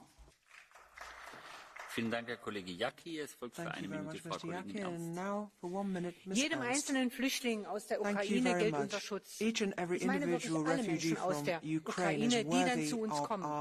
Da meine ich auch Roma, die zu uns kommen und an den Grenzen große Probleme haben. Da meine ich Drittstaatler, die dort arbeiten oder in irgendeiner Weise dort vorhanden sind. Studenten meine ich. Und Menschen, die nicht bereit sind, eine Waffe in die Hand zu nehmen. Wir fordern deshalb auch konsequenten Schutz für russische Oppositionelle, aber auch für Kriegsdienstverweigerer und Deserteure, und zwar sämtliche, nicht nur russische. Dazu muss es Regelungen geben, offene Kanäle, und durch all das, was Sie hier dargestellt haben, gibt es die halt nicht. Wir brauchen politisches Asyl für diese Menschen. Wir brauchen humanitäre Visa. Channels do not exist. These people need humanitarian visas as well, and we need to distribute them across all countries of the EU, not just to some countries. And also we must put an end to the deportation of such individuals, because this is a moral issue when all is said and done. As to whether these people are afforded protection, the best way of ending a war is for nobody to go off to war. Vielen Dank, Frau Kollegin Ernst. Es folgt für eine Minute Frau Kollegin Gall. Now, Ms. Gall, for 1 minute. Elnök úr, biztos asszony, Magyarország történetének legnagyobb humanitárius akciója keretében rendkívüli erőfeszítéseket tesz az ukrán menekültek fogadása érdekében. Az egyik legtöbb ukrán menekültet befogadó uniós tagállam vagyunk lakosság arányosan. A menekültek ellátása folyamatos. Colleague, sorry, we have no translation. Yeah, I think you have to restart. Wait a second, please. Haben wir Dolmetschung aus dem Ungarischen? Do we have interpretation from Hungarian? Huh? Interesting. Okay. It was only a technical problem. Please start again. Yes, please start again. You can start. Start again. Okay, thank you. Magyarország történetének legnagyobb humanitárius akciója keretében rendkívüli erőfeszítéseket tesz az ukrán menekültek fogadása érdekében. Az egyik legtöbb ukrán menekültet befogadó uniós tagállam vagyunk lakosság arányosan. A menekültek ellátása folyamatos és mindenre kiterjed. Ukrán gyermekek ezrei kapnak helyet köznevelési intézményeinkben, 1000 feletti beteg ellátására alkalmas kórházi ágyat biztosítunk. Továbbá egészségügyi felszereléseket küldtünk és segítjük ukrán katonák rehabilitációját is. Miközben a háború következtében keleti irányból 1,5 millió háborús menekült érkezett, többnyire asszonyok, gyermekek, idősek. Eközben déli irányból a nyugat-balkáni útvonalon érkező illegális bevándorlók száma, többnyire fiatal férfiak, rohamosan nő. Felfegyverzett csoportok szervezetten támadnak határőrökre. and their illegal migration from there, it's mainly men who are coming. Az elhibázott brüsszeli migrációs stratégia helyett támogatni kellene az unió külső határvédelmét biztosító tagállamokat, mint Magyarországot The member states need to be provided with support if they protect our borders. Thank you very much. Vielen Dank, Frau Kollegin Gall. Es folgt für 1,5 Minuten Herr Kollege Rangel. Now, Mr. Rangel. Frau Vorsitzende, Madam Commissioner, a guerra de agressão russa contra a Ucrânia tem várias facetas que estão a aumentar a pressão migratória e a pressão de ajuda humanitária no espaço da União Europeia. Por lado, os cidadãos ucranianos, onde a resposta europeia foi excelente, tem sido muito forte, tem ajudado muito estas famílias, esperemos que estejam em condições de regressar.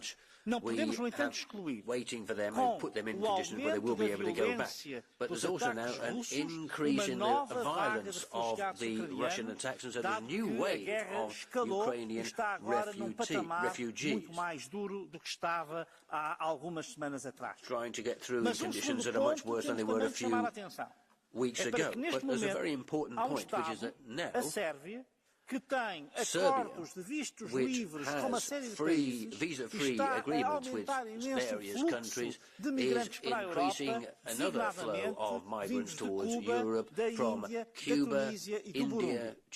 Nas várias fronteiras europeias, seja na Hungria, seja na Croácia, seja na Grécia, seja até em parte na Roménia e na Bulgária, nós vemos a chegada deste novo fluxo de migrantes e que é essencialmente feito como fez Lukashenko na Bielorrússia. A ideia é trazer o máximo número de cidadãos para o espaço europeu, de forma a criar stress nas fronteiras europeias. Esta questão da Sérvia não pode ser aceita e tem que ser profundamente condenada. Muito obrigado, Vielen Dank, Herr Kollege Rangel. Es folgt für 1 Minute Herr Kollege Bartolo. Now for 1 minute, Mr. Bartolo. Grazie Presidente, grazie Commissario. Thanks very much, President. Gli Thank you, Commissioner. The horrors of this war are continuing under the jaded eyes of many of us, and with the I bombardamenti si moltiplicano, le vittime civili aumentano, chi può lascia tutto e fugge, alimentando i flussi verso l'Europa, che questa volta accoglie, che attiva una direttiva e che si mostra solidale, viva Dio, ma che purtroppo fallisce nell'opportunità di creare una riforma sistemica delle politiche di migrazione ed asilo. E allora chiedo alla Commissione, saremo in grado in un futuro che ritengo molto prossimo di far valere anche i diritti di quei cittadini di tante parti dell'Asia, dell'Africa, che dipendono dalla Russia e dall'Ucraina per il loro fabbisogno alimentare? Consentiremo loro di bussare alle nostre porte così come abbiamo fatto con i cittadini ucraini, oppure li considereremo delle vittime della strumentalizzazione o peggio ancora li respingeremo come nemici, magari anche con la complicità di qualche agenzia europea. Grazie. Vielen Dank, Herr Kollege Bartolo. Es folgt für 1 Minute Frau Kollegin Che. Thank you, Chair, Commissioner, dear colleagues. A few days after the war broke out, I went to the Hungarian-Ukrainian border, and it was absolutely heartbreaking to see the families, the small children, the women who needed to pack up their lives and leave their homes because of Putin's criminal war.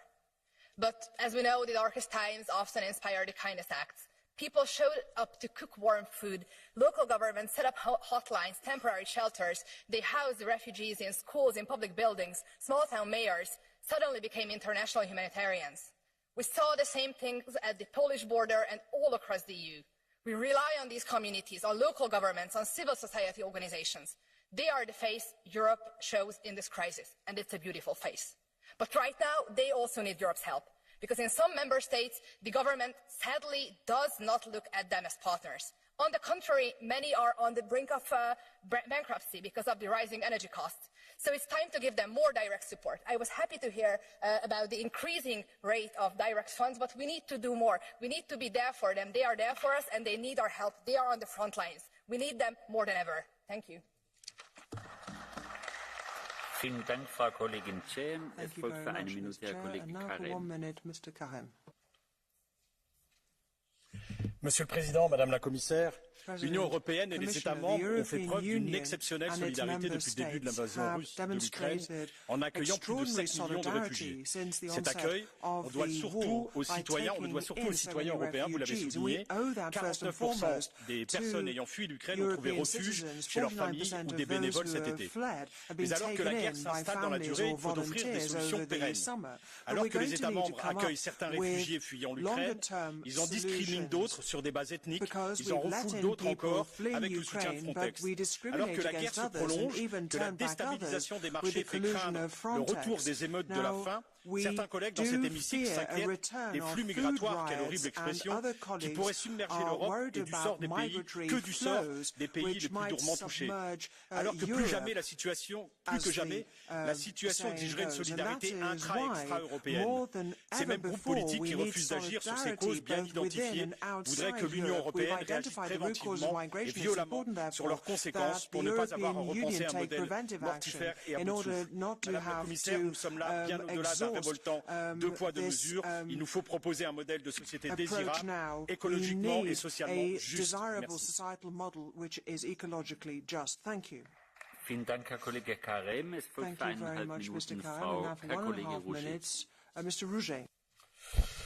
Monsieur le Président, chers collègues, 700 000 victimes à Verdun, 1 200 000 morts à la bataille de la Somme, 20 millions à l'issue du premier conflit planétaire, 60 millions dont une majorité de civils en funèbre bilan de la Seconde Guerre mondiale. Il y a 2500 ans, Thucydide expliquait que l'histoire est un éternel recommencement. Alors, n'avons-nous rien appris, rien retenu de ces guerres, de cette barbarie, et ici à Strasbourg de l'occupation?